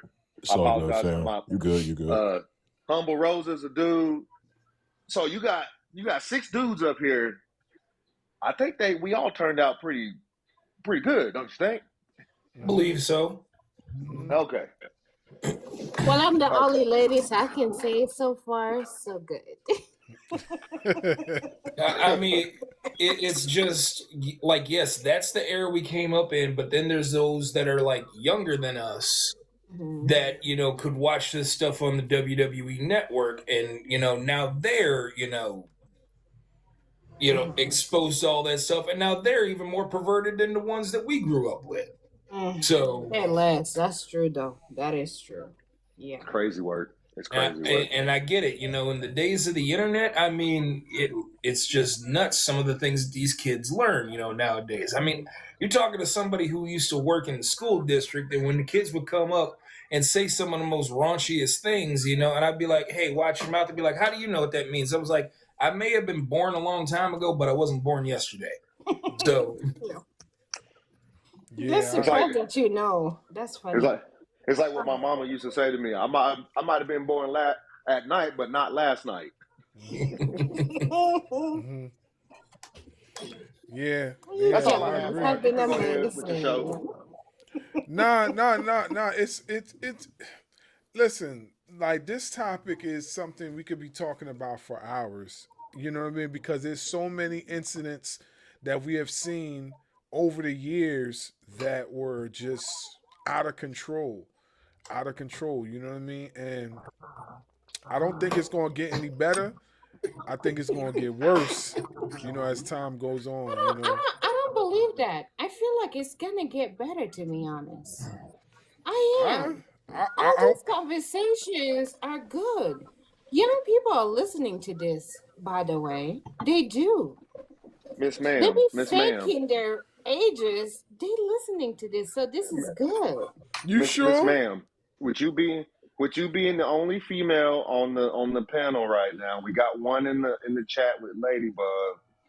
How do you propose this gets better? How would you say, what are the ways that this could get better to you? Already this conversation between the fellows, the men, you guys are seeing the fans are going out of control. Just speaking about the wrestling at least right now. We understand not to do this. We should appreciate the wrestlers for what they do because they do good. It's not an easy job.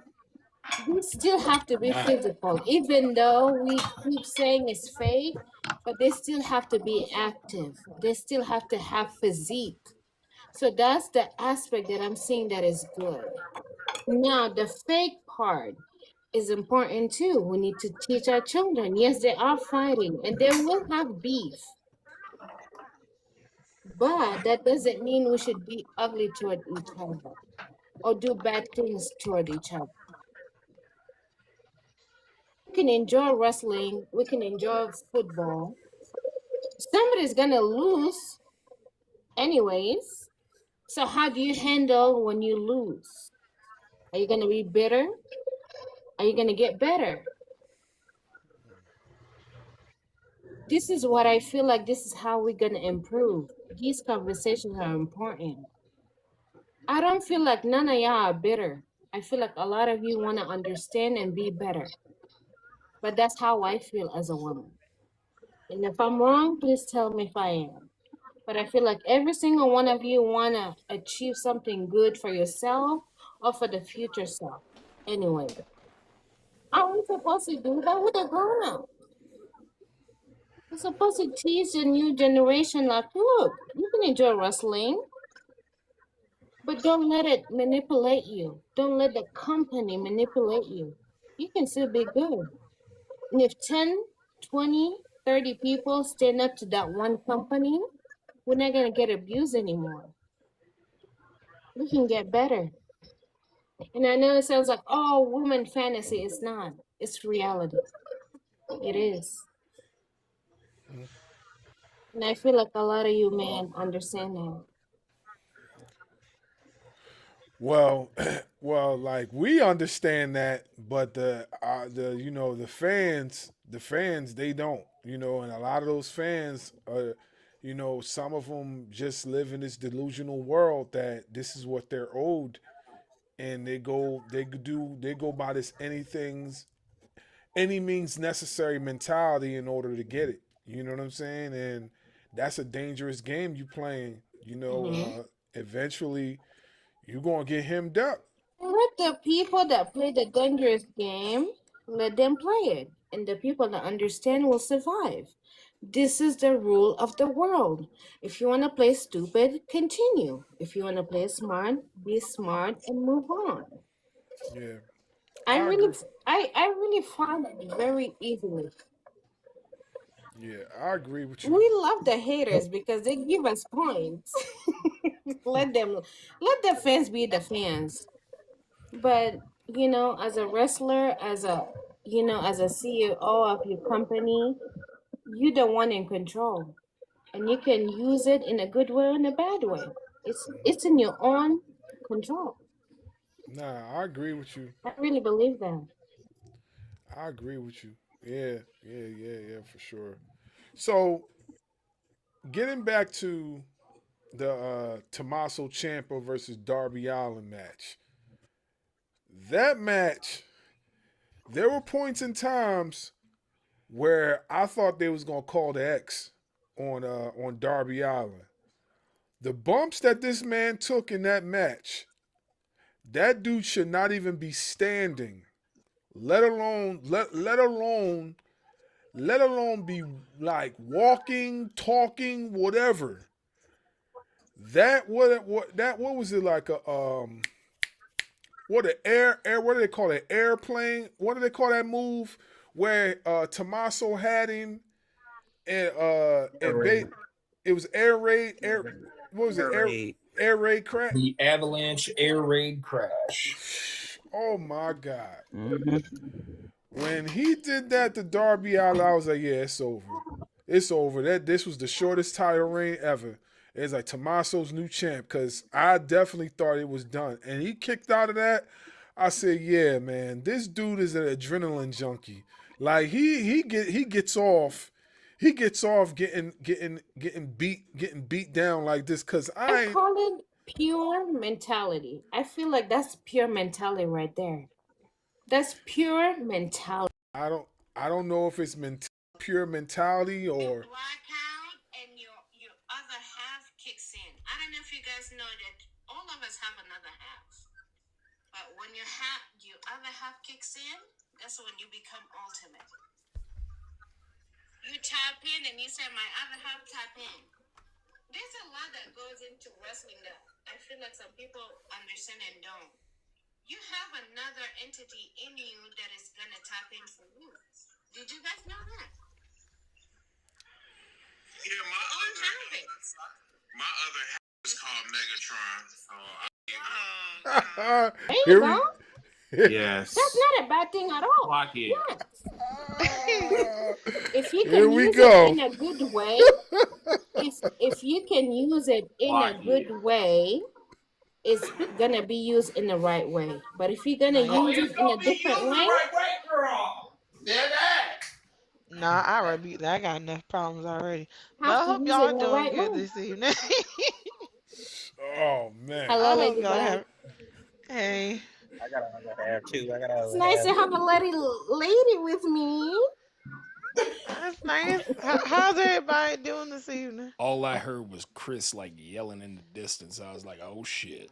Yeah, I was like, yeah. That's all I heard too. That's about That's all I right. heard too. I was Yeah. asking how everybody's evening was going. I mean, Nah, I it's got pretty off good. work a while Amazing. ago, so. Pretty good. Can't complain. I just woke up. Damn, Chris. Yeah, I took a nap earlier. I was supposed to do a show with somebody, but it didn't work out. Is you sick? I just woke up. Oh, you sound like you stuffy. Yeah, I went to work earlier. I went to work about. I got off at 5:00, and ate me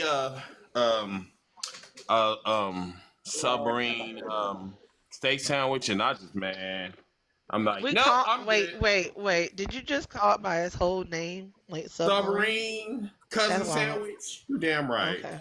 I'm boozy. The fuck? That is very bougie. You got to remember, we grew up Damn in right. the 80s and like the early 90s.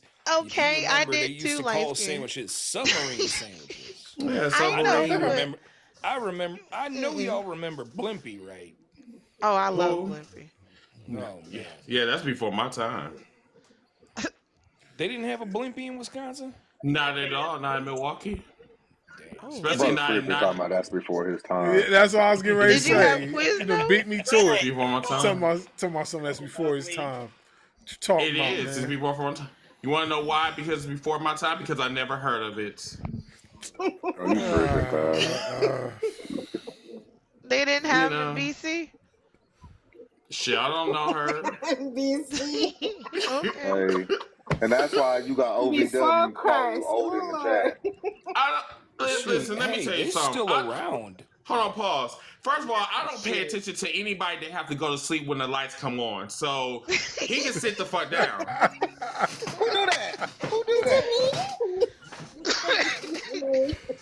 Next question. I want to know who go to sleep when the lights go on. Like, what happened? If it ain't you, sweetheart, then why are you talking? I can. I'm a grown ass man, dog. The fuck? Like, what we doing?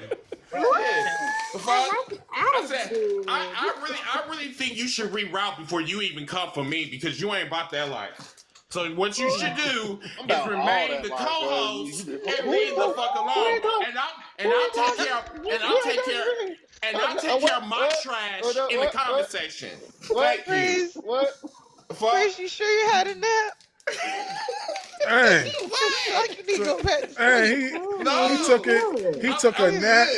He had a steak sandwich and took a nap, and then he became a live wire when he woke up. Jesus Christ! Sure did. Sure did.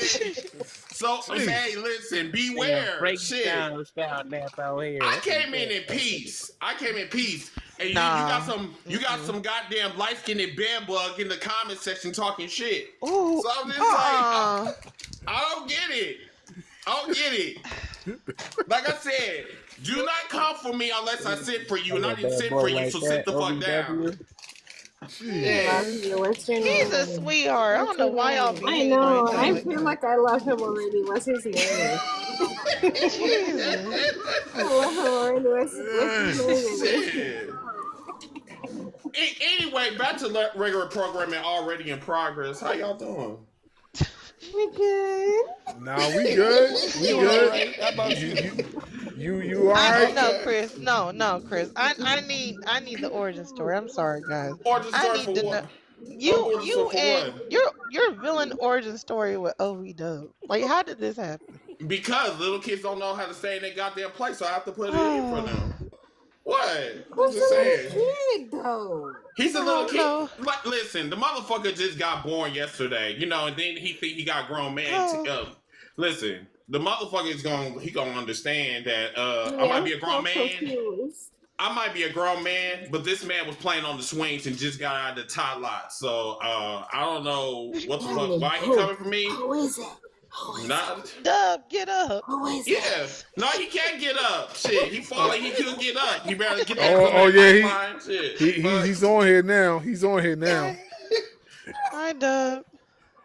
Once again, he can't come up because once again, there he is. Oh, did your mom give you permission to stay up?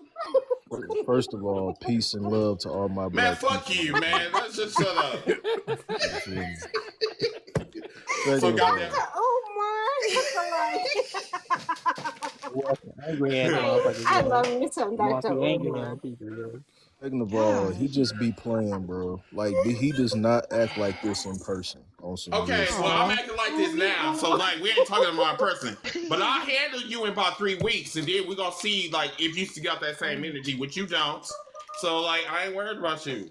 Yeah, fuck. Dude is the shyest motherfucker in person.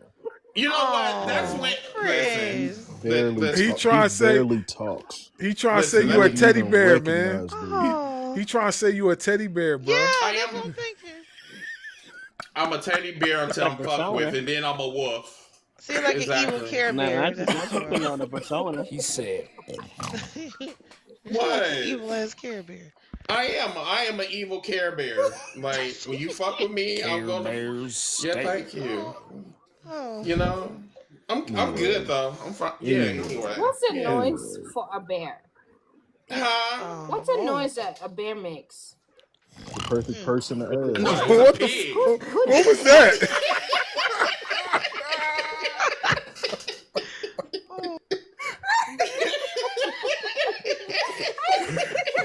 I knew it. Nobody can make a bear noise. What's a bear's noise?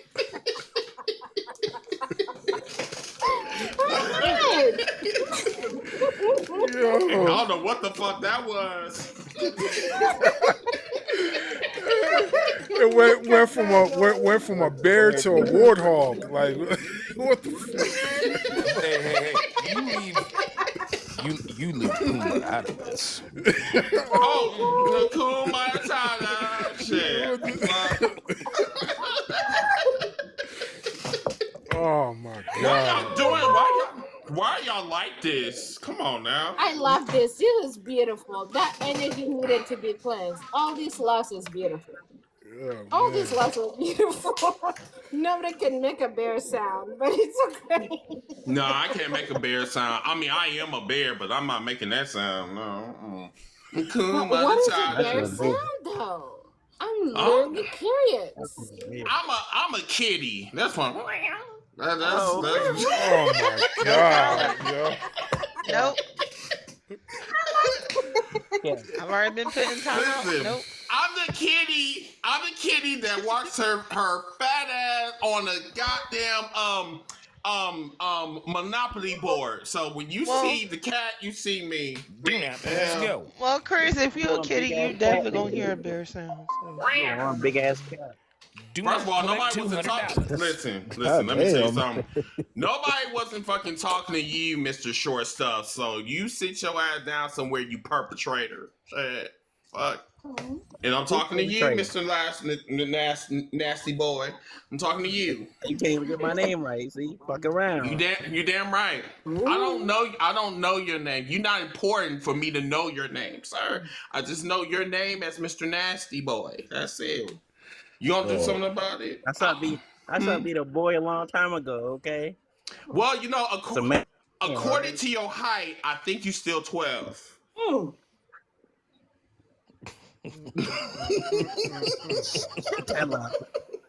Okay. Who approved for this motherfucker to come up here?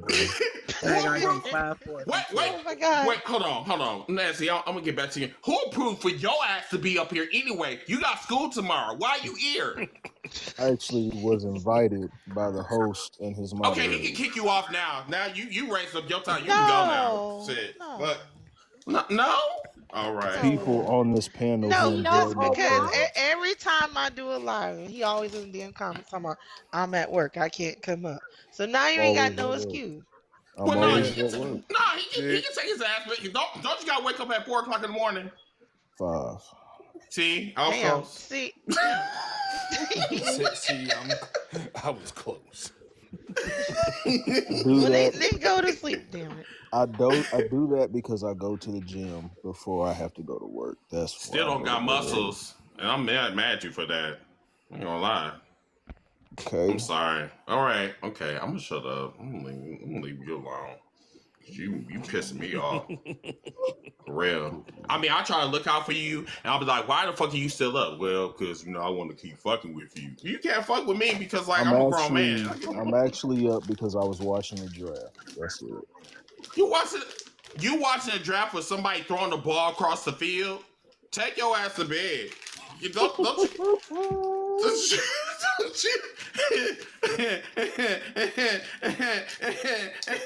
I'm sorry. My bad. OV-Dub, who's your team again? The Steelers. Lord you like who they drafted first round? He's all right. I'm not mad at it. Why are we having this conversation, number one? Like, why? Because he asked me. I don't give a damn. You could have denied him. I mean, damn. I'm sorry, light skin.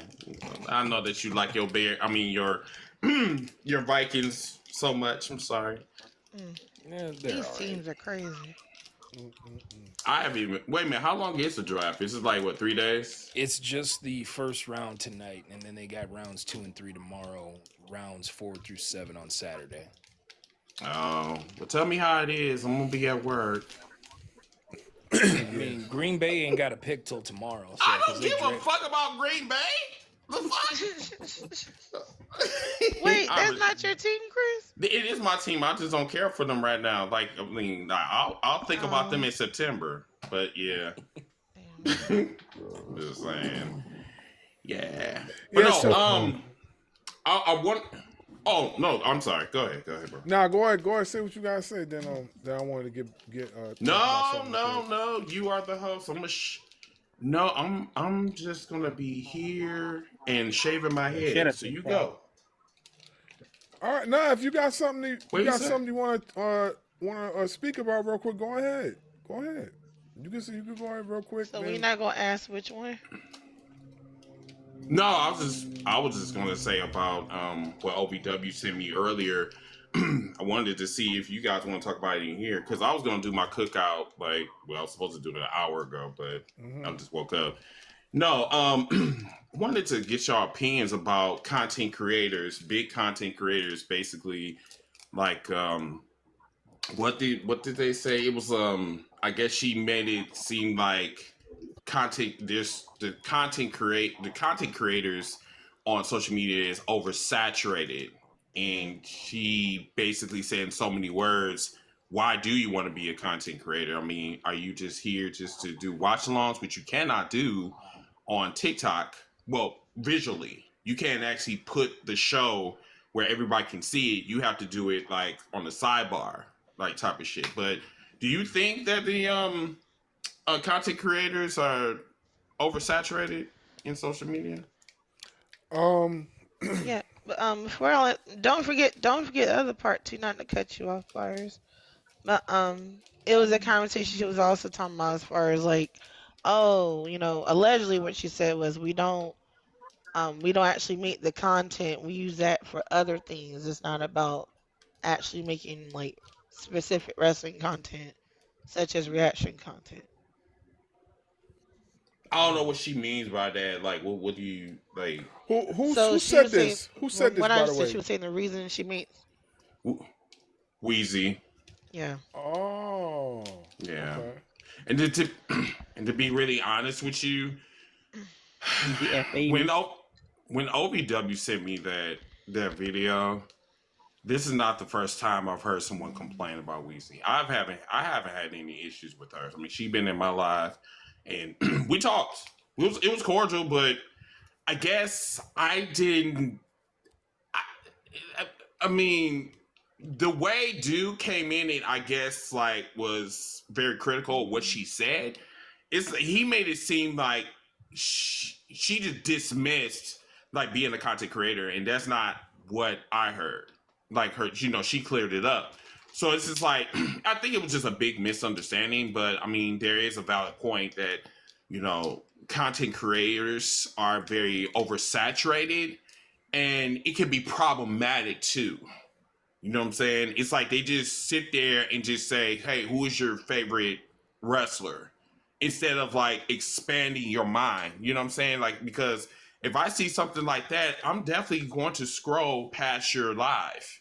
I don't want to hear that shit. Like, that's basic bitch shit. Like, I don't, excuse my language. So, but I mean, it's just like, I don't want to hear all that shit. I mean, I go, like, some of my friends, they do that. And if that's what they do, that's fine. But that ain't me. So, but no, I kind of somewhat agree with her. From this live have really caught my attention because I've been a lot of lives. And this one with wrestling, even though I haven't watched wrestling in a long time, it caught my attention. I was like, oh, let me see. And I thought it was interesting. So for you, host, I thought that was very interesting, and this is why I'm still here. Yeah, this is definitely an interesting live. Like I work with Darkwing Duck down there, and then of course Barz, you know what I'm saying? So like I've known them for about 2 years now. So yeah, Darkwing Duck, Ducky. Wow. That's not Interesting. I would love people to be original now these days. Man, I would love them to be original and call it as it is. Of course. The only thing that I need Dub to do is to dress like Darkwing Duck, and we'll be good. That's it. Man, listen, I can't. That's copyright. Mystery. That's copywritten, bro. I can't do that. Just color the hat. Yeah. You know what? Be Mega Duck. Yeah, do that. Not Mega Duck. Oh wow! I was just saying, get a purple hat. Well, okay. This is interesting. I like this. Hey, listen, Mega Duck was one of my favorite villains on there. Like that man was diabolical. He was just crazy. Just like you. Diabolical. I love Crash Out. This don't got nothing. Listen, this don't got nothing to do with me. You shut up. Shit. Fuck. Who are you talking to? I'm talking to him. He while you were talking, you talking about like you. I'm like, first of all, this don't got nothing to do with me. I know I'm an asshole. Shit. You know? Yeah, fuck it. Yeah, okay. No. Hey, y'all stop. Y'all stop trying to poison my sister's my sister's head with all this stuff y'all talking about. Stop trying to poison her head. No. You just wanted to sing the Darkwing Duck thing. That's all. Yeah. There's nothing wrong with Mega Duck. There's nothing wrong with that. Mystery. Champion of the rounds. The preview was good for one. Like it. Darkwing I can't even use that even if I wanted to, cause no, you're never gonna do that. That's fine. I'm gonna shut up. Hey, I'll make you a deal. I'll make everybody on here a deal. Y'all buy the costume, I'll wear it and go live wearing it. No. You're already wearing it. I don't have to buy nothing. Yeah, me neither. Yeah. It wasn't even my idea, Chris. Oh no, Megatron. Yeah, just go and get you some Chris, I don't better know, costume, Chris. some water boots, and just turn into like I don't know. You know what? I'm gonna shut up. No, I'm not doing this. If you don't want to do it, that's fine. Yeah, I'm gonna big shut cat. up now. Should have done that from Yeah. the first place. I ain't gonna lie. Man, I think you should be Magaduck, to be honest with you. I think you got the height for it. Ain't you like 5'6"? I'm 5'9". Get the fuck out of here. Okay, all right. I'll get the fuck out of here. All right. Wait, you're 5'9", really? Hell yeah. I tried to tell Yeah, you he was small. He was short as fuck. Oh. Okay, yeah. I just look bigger on TV, you know. Yo, You it's know- funny. It's funny you say that, Leroy, because I thought you was like over 6 feet. Because I thought MJF was like over 6. Then when I seen you stand toe to toe with MJF, I was like, wait a minute, hold up. You just said you was 5. So MJF must be short then. He's 5'8". He's 5'7", 5'8". Damn, that's crazy. Him and Janela are the same height. Him and Janela are the same height. I've stood next to them. That's crazy. So, Nah, yeah. TV can definitely manipulate yeah, TV definitely can manipulate because I remember when we was talking about Megan Bain, they make her look like she's over 6 feet. When I seen Megan Bain in person, I was like literally standing over her, like when she was walking to the ring, and me and my son was sitting down. I'm standing up trying to get some, content, and then I just seen I could literally look over her head. So I'm like, oh, okay, so she's not as tall, so she wearing boots. Right. She's still tall, not too much. I mean, well, yeah, she's like still 5'11" tall. or some shit. She's 5'11" for a woman. Yeah, she's still tall, but we the same height, not too much. yeah. But I mean, honestly, I you're taller than the you taller than the motherfucker, bro. Like, what the fuck? I You don't know you're tall. I don't lie about my height and weight. So wrestling, that's just one thing I want to do. I'm just a big 5'9". That's what it is. People be thinking I'm 6 foot or whatever, but I'm not. You just So, I just 5'9" and fluffy, right? I'm 5'9" and I'm big. I've never been fluffy in my life. It's Okay. about the heart. It's the size of the heart that counts. And Size- Nah, fuck all that. That's just you just delusional when you think that you 6 feet and you only 5'5". You know what I'm saying? But whatever. No, you need to stop lying. 5'5". What? 5'9", goddamn it. All right. Okay, fine. You know what? Do you want to fight me? Because I'll be in Queens. I'll be near you. Because, like, for real, you asking for too much. Yeah, I'm definitely putting you in a submission hold for sure. Nah, if you can find me, I don't think you can. Remember, I'm looking Let's down on find you. each other. Let's find them and let's see if they can fight. Mm. How about that? Goddamn armbar and shit. Oh, look at me, I'm connecting the dots. I'm You've finding been wanting- each other. You can meet me in the middle. Let me You've see been who just- can fight. You've been wanting to do that to me for like 3 years. But just like Inbal said, you're never going to get it.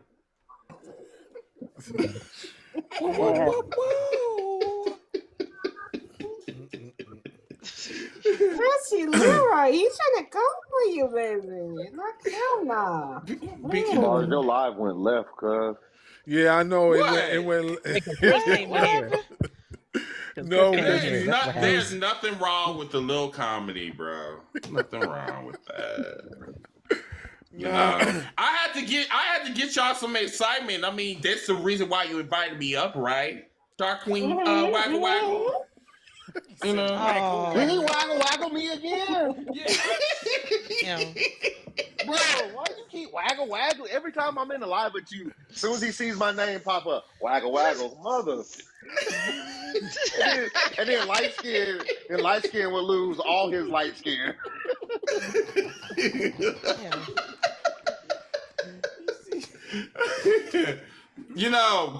because what was that? Oklahoma is very wet down there, so you always got to go in your little boots. We just had like a 2-mile wide tornado go up north of where I'm at. I heard. So Yeah. you better get those boots on. Waggle. I got my boots on the ground. Don't worry. Oh, underground. Oh, okay. I thought they were in the closet. No, boots on the ground, cuz. Okay, just stay on the ground. Don't fly. Waggle. Oh my gosh.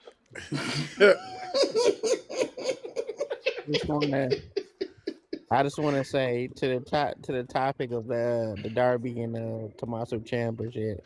That Yeah. shit was a great match. But the one thing I noticed is their chemistry. Like I don't think they wrestled before. Like, Nah, I they haven't haven't. seen their stuff in like an Evolve or anything else. So like when you could get like chemistry like that, like this, I call it wrestling soulmate. You have your wrestling soulmate. You have a couple of those. Somebody you just click. You start wrestling them and you just start clicking with. I've only had a couple, so it's like it's rare and far few between. It's like everything they do and shit.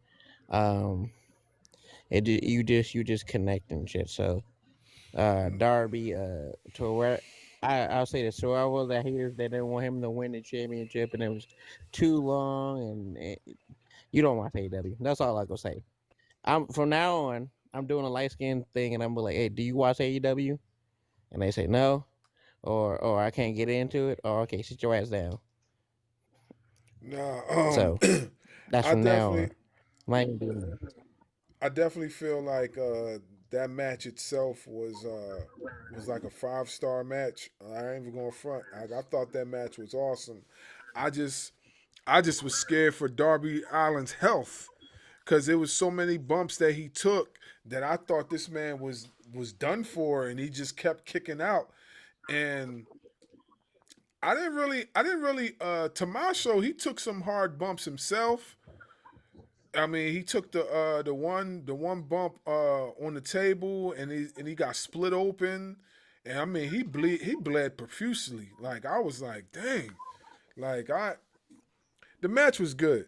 The match was awesome. Like I wouldn't be surprised if it gets elected for a match of the year candidate. I wouldn't be surprised, you know, because it definitely was a good match. I didn't expect it to be that good, as good as it was.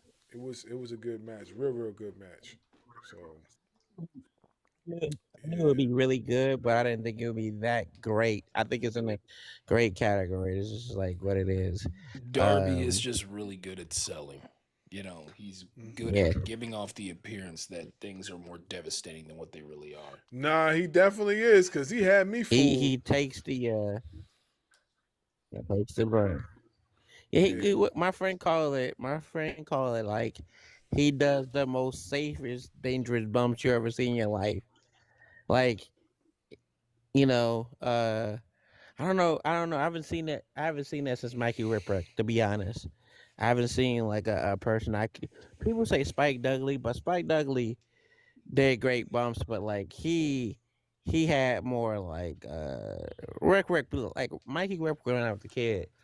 He was like most of the time you didn't think he was gonna win a match, let alone a world title. So, but like when he got hurt, when he would sell stuff, you believe like, oh man, this man's actually real hurt.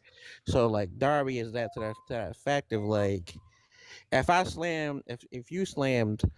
Or you use bars. If you slammed him for like on the table, whatever, he'll be like, or the stairs, you'd be like, damn, like he took that shit all the way. Like, and I just think that's the thing with this craft, and I don't think most people pay attention to that shit. Like, a lot of wrestlers can learn from Darby of like, you ain't gotta be 6 foot or nothing like that. You just that's attentive. Like, I just make it more bigger than what it needs to be and what it's supposed to be. So, like, believable. Can I sink you into it, basically, in this world of 2026? And I like that's what he does. So, um, you know. Nah, he did. He. It was a great match. That match was phenomenal. And now next week he's gonna be facing Brody King. He's gonna be facing Brody King No, next he's gonna be week. selling a lot of that. I know. Yeah, he's gonna be selling a lot of that. Yeah. Yeah. So let's do a poll. How many Gonzo bombs you think he gonna take? Because that Gonzo bomb is no joke. He's hey, listen. Yeah, I agree with you. He's taking 3 Gondo bombs. He's getting choked out. He's getting thrown around a lot. Those are one of those things. But he's just getting whatever. Um, I don't know if everyone has seen that interview with Chris Van Vliet, where he said he was talking about his match with Gunther and shit like that when he was on Raw. He said that match. He said that's my brain. And I was leaking. Like those matches, like it's a fin shit. So I bring that up to say is, Brody King is definitely going to bring that fight too, and it's going to look like a fight. So, and then a lot of the IWC people will be complaining about how Darby's taking too many bumps and Brody King's doing this and copying this about Gunther and shit like that. But same old shit. But they actually gonna be fire. So wait a minute. You said people think that Brody King is trying to copy Gunther. Is that what you? That's what I heard you say. I see it all the time. They're You hear me, right? completely. Yeah, I could. Yeah, you breaking up a little bit, but I can still hear you. They're completely two different wrestlers. Like they don't even wrestle the same style. Like Gunther, Brody King does a lot more. I think Brody King is a little bit more agile than Gunther. Like he does some high flying stuff, like stuff that you wouldn't expect him to do. Gunther's more of a ground based technical guy.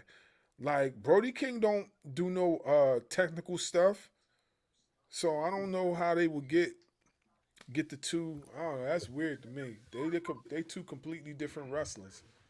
Like I don't know if It's I agree crazy. with that. It's weird because it's weird.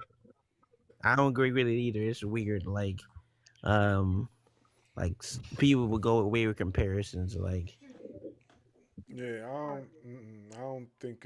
It's like what Chris likes to say. It's like what Chris likes to say. It's them bed bugs that do all that nonsense. People that only watch one show and then think that everybody's compared to those guys in the other show, when in fact it's the furthest from the same. The furthest from the same.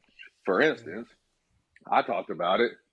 An AEW street fight is going to look 10 times better than what we saw on Saturday and Sunday.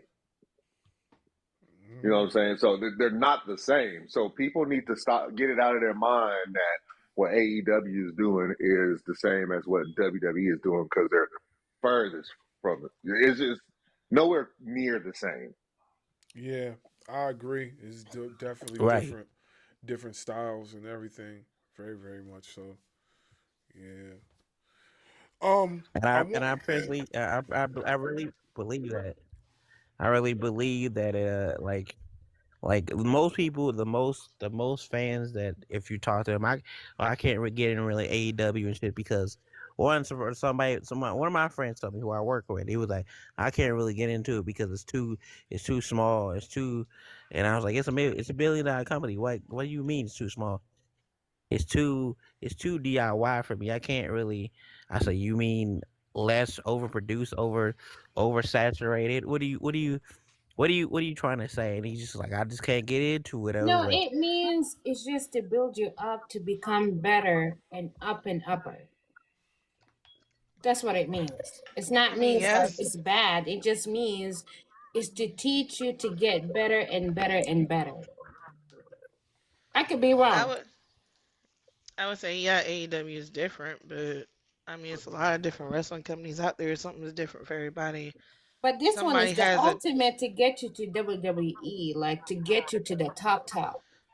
No, but I'm saying you shouldn't WWE shouldn't be in game. Like I feel like this is a Well, great of alternative. course, it So depends on the individual. You're right. So if that's not your aim, that's fine. But if that is your aim, that's what you should aim for too. no, I mean as far as like wrestling fans, like I feel like if you want to watch something and a lot of people may not be happy with what's going on, what WWE storylines. I know like there's a lot of time we get a lot of fatigue, especially with what's been going on WrestleMania season. I mean, and then it didn't help that we had AEW pay-per-view in the middle of WrestleMania season that was significantly better than everything else that was going on with WWE. No, that's So true. I don't get too distracted with all of these. Like if I pick something that I like and I know that my team is gonna be in, I'm just watching that. But that's just me. oh yeah, no, absolutely, everybody's different. But yeah, my point is like, as far as comparing the two, I don't think that's fair to either company.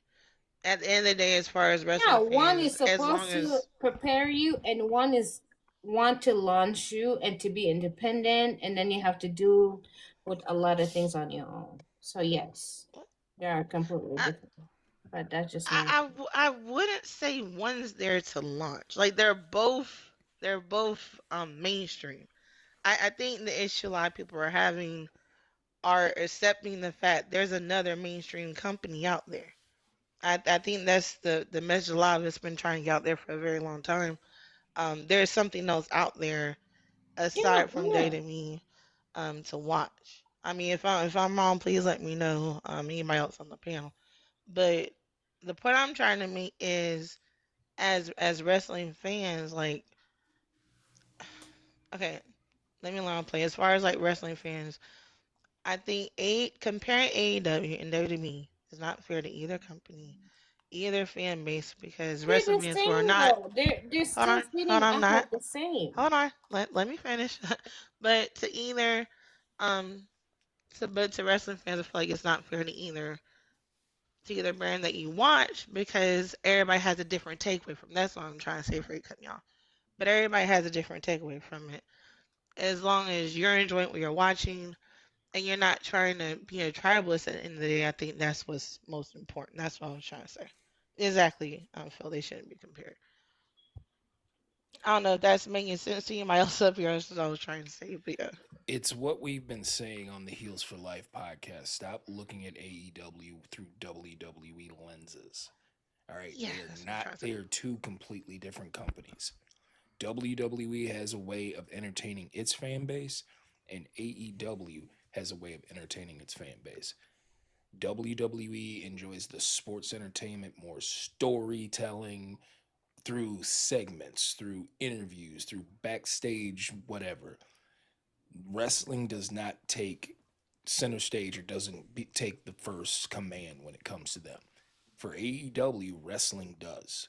They tell their stories in the ring. And we saw that how Darby Allin became world champion to begin with. He has been getting beat by MJF even before AEW was even a thing. So, as far as I'm concerned, they are two different products. Just because they both work under the umbrella of pro wrestling, even when one company doesn't want to recognize itself as pro wrestling, they are two completely separate entities. I mean, the disrespect for Two me. separate entities trying to aim the same goal. But I agree with you saying. I don't think that's the same goal. But go ahead, Chris. I'm sorry. No, I was just gonna say, like, Jay Cargill, that's the definition of someone that is just not humble. She the way she sat there and she said my NXT was AEW, just, but that wasn't a developmental, like, that was just what? That was Like, disrespectful as fuck. Yeah, it was disrespectful as fuck, and this is the reason why some of these fans have the mentality, because they listen to people like her, and then they take it, run with it. Well, Jay Cargill said that NXT was her developmental or whatever. I said, I don't give a fuck what she said.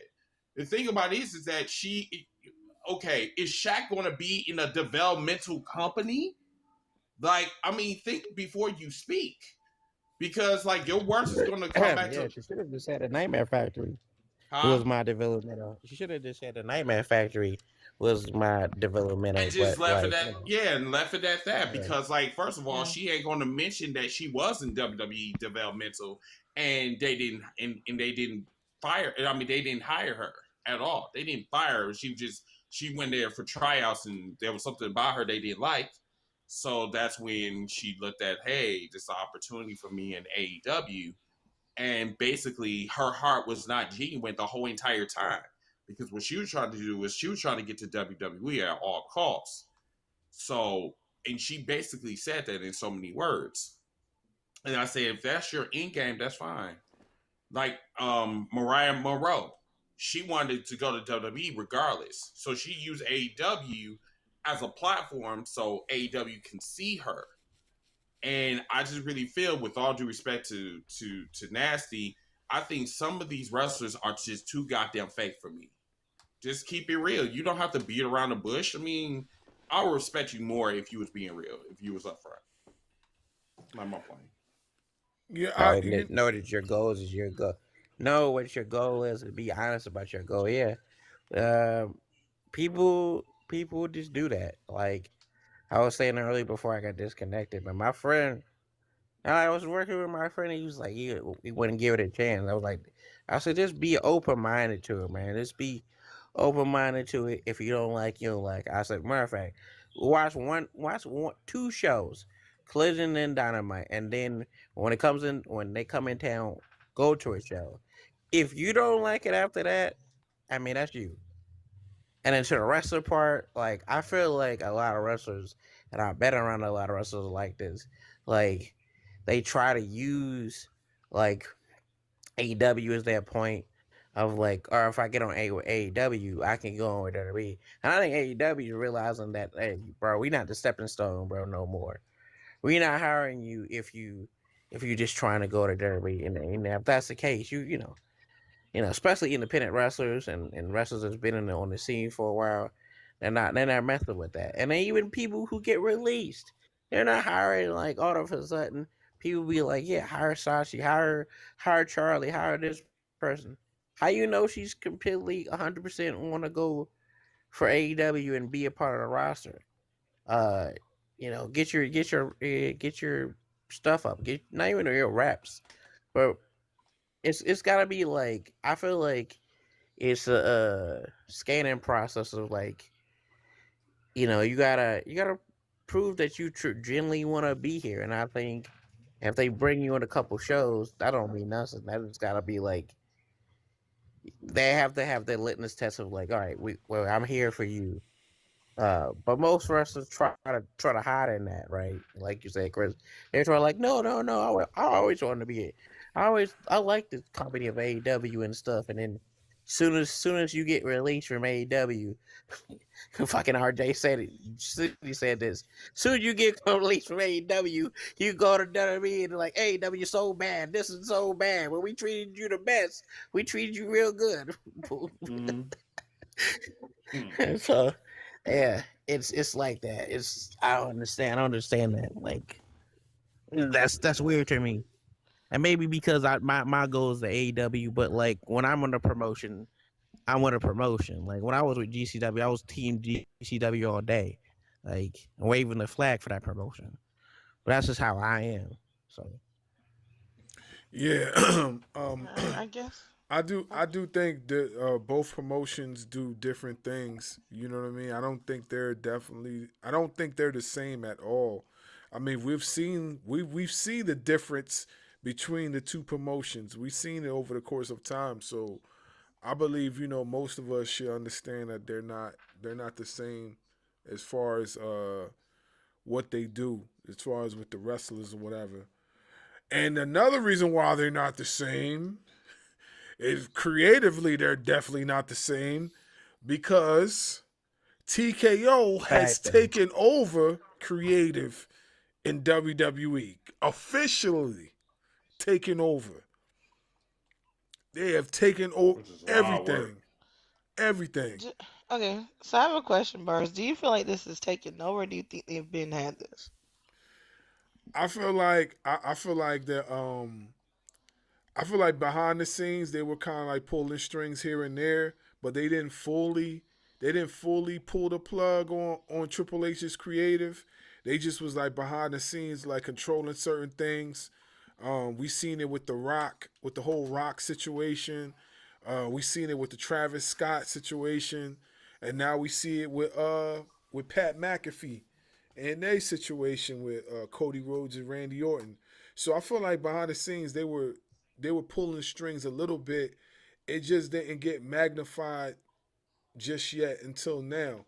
I think the whole Pat McAfee thing was the last draw, and then that's when they finally was like, "Oh, okay, yeah, it was us all along." You know what I'm saying? Because they done completely push Triple H out the picture. Like he done said it. He has no control over creative right now. no control. You know what I mean? So yeah, I think there was something they've been doing for a while. We just didn't peep it until now. Yep. Do you Got think? it. Do you think that Triple H needed that demotion? Honestly, from the way they were doing things, no. I don't think he needed a demotion because their TKO's not doing any better. They're actually worse. You know what I'm saying? They worse. Like Yeah, that's true. Triple H. You know what I'm saying? That I'm means not. why the demotion needs to happen, Well, right? I don't. If Said things I are gotta not run. going good, that means demotion need to happen. That means it's not working. Maybe I'm wrong, right? Hey Demotion y'all. means something is not going right. Hey y'all, I gotta run. I'll talk to y'all later. Thank you for having me up, Bars. All right, no problem, bro. Yeah. See you later. I wanna Bars real quick. Can I say something? Yeah. Go ahead. Go I ahead. feel like it's a matter of like the W know, the W don't. So like with Triple H, yeah, he does need to go absolutely. Um, but with TKO, I mean, we know it's BS with them too. So it's like a damned if we do, damned if we don't type of thing. But Mhm. as far as I'm concerned, my opinion, neither one's better than the other. I'm Yeah. sorry to say. I know a lot of people rock with Triple H, but That's fair. as far as Right. I feel like he's a Vince dude who can't read the playbook. So You got lucky, to be honest, being married to someone. I So mean, yeah. that's something we know. But I mean, as far as like Yeah, him like yep. creatively, I don't think he's done anything significant. I thought he was Not since badass back Vince. in the day. You don't think so? I'm Back in the day? You don't think back back in in the the day day he was has badass? nothing to do with right now. I'm That's talking true about too. That's true. 2026. But we have to recognize the OGs to show the youngins the new too. No, I feel like if you're gonna talk about creative, then this needs to apply to what's happening right now. Because if it's not, then that in itself explains the problem with this year's WrestleMania. No, that's fair. That's Yeah. totally fair. So that means if the old ones are not doing good, the new ones have to step up. So that's what you're basically saying. Yeah, but they're not allowing the new guys. They wasn't allowing the new guys to step Exactly. up at first. Exactly. Like honestly, and I don't even know if it was a TKO thing or a Triple H thing. They weren't allowing It's the new more than guys to that. take. They wasn't allowing the new guys to take the forefront, and and Mm-hmm. and they're kind of letting the cuffs off and letting the new guys take the forefront now with all the call ups they've been having and of course with the champions that they've been having on the show, with Trick Williams, Obafemi beating Brock Lesnar, but Mm-hmm. Javon Evans like having like basically the like he was basically the ladder match. Actually, I lying. know I know Penta won the ladder match, but Javon Mm-hmm. Evans made that ladder match fire. Like what the stuff he was Mm-hmm. doing in that ladder match was crazy. Him and Rey Mysterio. So Ooh. so So who are you giving credit to that, Bars? Are you giving that credit to Triple H? Or are you giving that credit to TKO? The honestly I'm person giving who's stepping I up. ain't giving I'm giving the credit to the wrestlers. I'm not giving the credit to none of them because No, them. I'm talking. Let me clarify. As far as giving them the push, the spotlight on television, Mhm. who are you giving that credit to? Is the spotlight as far as the television, I mean, I gotta give that credit to Triple H because Triple H was the guy that recruited them in the first place. You know what I'm saying? He's the one that brought them to WWE. He's the one that had Obafemi recruited from the NIL program. He's the one that got Javon Evans when he left AEW. You know what I'm saying? So I gotta give that to Triple H now. As far as their wrestling, as far as what they've been doing in their matches, that's all them. I can't give that. I can't Mm-hmm. give that to Triple H. Triple H ain't teach them shit. He probably taught Oba, but Oba, I felt Well, like yeah. I felt like Oba's he had it already. Like you could, Potential. he had the potential I mean, before, you know. Bars, to be Yeah. fair, the ring ability has nothing to do with being pushed in that company. Oh yeah, I know that. I know Well, that. that's fair. That's fair too. Yeah, I I that's know fair that. mean, too. I know that. But what I'm saying is that it was undeniable. It was undeniable for those guys to get their push, because if they didn't get the Yeah. push, the backlash that he would have got would have been 10 times worse than whatever he would have Mm-hmm. ever got ever, especially with the Oba. Like you remember like how many lives we had in the past, and we spoke about Oba Femi. We're all afraid for Oba Femi. He's going to lose to Brock Lesnar. They're going to drop him to Brock and blah blah blah. And look what happened. You know what I'm saying? He ended up beating Brock Lesnar in a convincing fashion. You know, and but I also feel like there was a little bit of politics behind that too, because if you don't know already, the money that Brock accepted just so he can do all the selling and all that stuff for Obafemi was crazy. He got like a 7 million. 7 million like Mm-hmm. within a short, I forgot, I don't know how many years, whatever, but he's getting like at least 7 million to do all that selling that Is he he did. still with? Is he still with Paul Heyman? Is he Brock Lesnar still with that guy? He's Well, still with him? supposedly he's he's supposed to be supposedly retired. retired. Yeah, he's supposed to be Oh retired. no, that's a lie. He's in the background. Oh no. Oh I shit. highly doubt that, given what's going on. I Yeah, Paul mean, Heyman is in the background. Is it what's his name? Paul what? yeah, it's Paul That Heyman. old guy? Yeah, Mm-hmm. Yeah, Paul Heyman. but Yeah. to also give credit to Paul Heyman.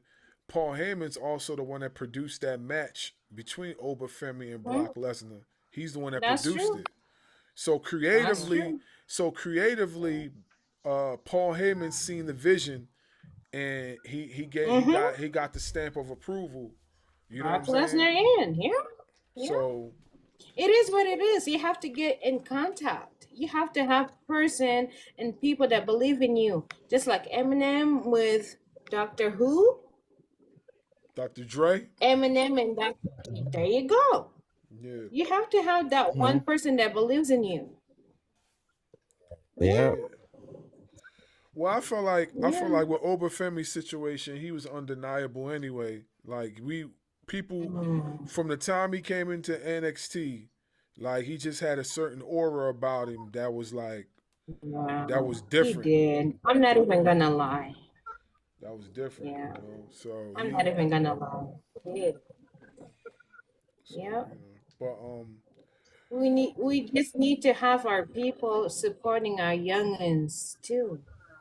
That's all I'm saying. Agree with Chad. I agree with Chad. Let Paul Heyman take over creative. No, he shouldn't. I'm just saying we should have more people like him to support black people. It doesn't have to Yeah. be Paul Heyman, obviously. It needs to be somebody else, like Dr. Dre. That's why I put that Zeppelins. We need to have another person, black to black or black to white. I don't care at this point. You need Black to have people. a supportive of a black person. But we're already black. We don't need no more support. We're already strong. This is the part that I want people to know that we're already strong on our own. yeah, We just can't give up. yeah, for sure. All right, well, it's getting late, and and I gotta work in the morning, and you know what I'm saying, my wife might be coming down them steps any minute and dragging me out this studio. so I'll be like, Boris, why you ain't yeah, coming to bed? yeah. Hey, my sister, you African, hey, listen, you know how, listen, African women are different. They don't play no games. So, my wife, she could, if I hear her come down You them better get steps. to your queen right now. I'm telling you, yeah. You got a queen, you better get to her right now. It's So I don't want no smoke. no Rocky. ASAP. Yeah, I don't want no smoke. Yeah. Hey, before I go, does anybody got anything they want to promote before I skate off? Light skin, you got anything going on? I mean, just keep checking out the Heels for Life Wrestling podcast, and I will be doing a preview and then a review of All Star Grand Queendom that's coming up this weekend, this Sunday. Okay, no doubt, no doubt, no doubt. Make sure y'all check that out. Make sure everybody on the panel follows everybody. Everybody in the chat follows everybody. Chad, you got anything going on? It's an AEW collision on Saturday, and I'm thinking about doing a review video for it. Okay, all right, no doubt. Make sure y'all check that out. My sister, you got anything going on you would like to let anybody know? You can pronounce my name. It's Anyanka, and you can always call me 11. 11 is just fine too, but it's Okay. Anyanka. And yeah, But- Anyaka. There you go. You got it. Yeah. My pronunciation be on point. You know, I'm gonna have to say it a few times, but yeah, I got it. You got it. Yeah. Anyanka. Yeah. You have anything going on as far as what you got on TikTok or any other social media Shouting you platforms? out, and I appreciate you. I'm a lover and I'm a giver. I don't care. Yeah, I can follow me or not. I don't care. This is all for you. I appreciate you to adding me here, and I wish nothing for you and your family the best. I appreciate it. Thank you for joining the live. I definitely followed you back. You know, whatever you got going on, you know, video wise or whatever, business wise, I definitely will be sharing your content. Thank you, brother. I appreciate you. No problem. No problem. Leroy, what's good, man? You got anything going on? Listen, I got I got a t-shirt coming out on brainbustertees.com. It will be out tomorrow. Nancy by Nature t-shirt, you know, I got coming out. So, you know, it's my parody of Naughty by Nature. I was listening to a couple of songs. So, you know, I was like, let me put a t-shirt out. Okay. That I got that one. And then also I got the MJF is I got the MJF is shook t-shirt coming out. Oh really? Oh snap. Yeah. I got that shit. I got the designer. Yeah, so I got that one. I got two different versions, you know. I got two different t-shirts. MJF is shook, and then I got MJF is a rap bastard, or generational rap bastard. I don't know which one I'm gonna go with, but yeah, so my brainbustertees.com/NatsLeroy. You know. Hey, listen. When you finally get in the ring with MJF, you gotta let us know so you can come on the show and you can discuss what's going on between you and MJF. You gotta come on the show and talk about that because best of luck. I'm going to be glued. I'm going to be glued to the TV. I need to see this. Yeah, I'm gonna get it recorded and everything. So yeah. Okay. All right, yeah. Just keep me and Dub posted. I will definitely do that. I have 1FW. We're having a big show coming up, another big show actually, in the heart of Atlanta, which will be in center stage, the same place where Dusty and that whole area, you know, WCW and all that kind of stuff, you know, Legends of Wrestling been in that building. But it'll be our second summer show. Will be summer stage 2, and we got a lot of people on the card. One of the people on the card, we got the Big Show, aka Paul White, coming through. Okay. We got Billy Gunn coming through. There'll be lots of different surprises. You know, of course, I'm gonna smack somebody up. I don't know who, but I'm gonna smack somebody up. So that's on July the 17th. We got some we got live event shows all over across the state. I will be I'm working on getting on some shows. The Double or Nothing weekend and SummerSlam weekend in Minnesota. So I'm sure they gonna have shows there. I got new moves. I appreciate it. I've been talking to what was it? What was it? First Wrestling. I've been talking to them. So yeah, it definitely. Congratulations. We wish you the I best. appreciate that. Yeah. Making those moves and stuff like that. Got a new submission. Got a new finisher. And I didn't know what to name it, but I decided it's a move that I got from Japan, so and other wrestlers, but I decided to name it after Gaijin. It's called the Gaijin submission. So this is Appreciate that, man. yeah. So I got that one, and then I got the this new neck breaker. It's called the. It's funny. I named it after two people. I thought I would like it if they say that on commentary. It'd be nice. Which is, I got like a net breaker called, the Barz net breaker. So, I just thought it just hit differently.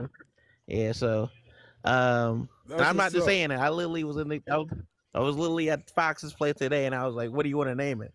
I was like, "You know what? I should name it after Barz." Like, I appreciate he was like, that. "You should do a drive." I was like, "Nah, I want to do a drive. I want to do a net breaker." So yeah. So.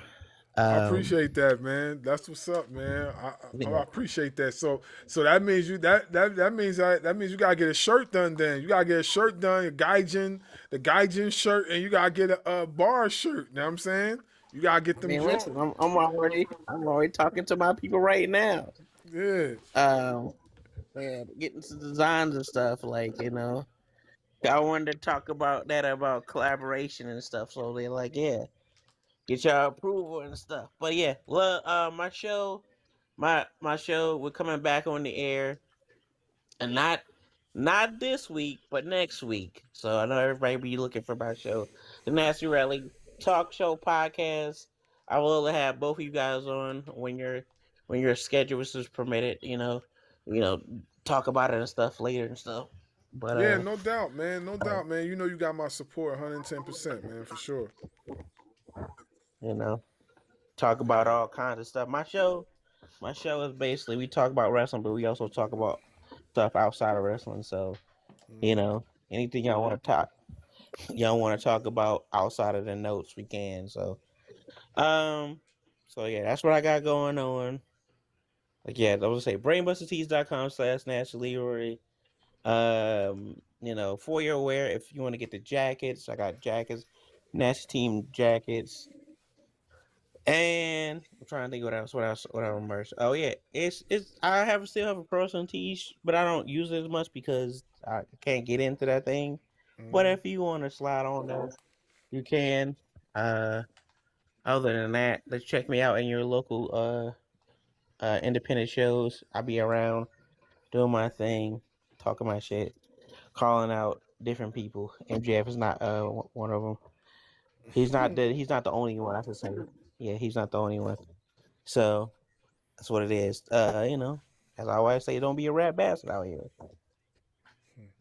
No doubt, man. No doubt, man. Like, we definitely gonna be keeping tabs with you on that. And like I said, man, link up with Dub so we can set you up for that interview. So when you guys have that match, or maybe a few weeks before the match, you could talk about it and you could promote it on our show, and you could discuss whatever definitely. you want to discuss. As far as the MJF situation. You know what I mean? Right. You can hear from me first. I'll say it before it happens. Yeah, definitely. All right. So with that being said, it's your boy Scott Barz Wrestling Media, and we'll be back with another one. I'll talk to y'all soon. Peace.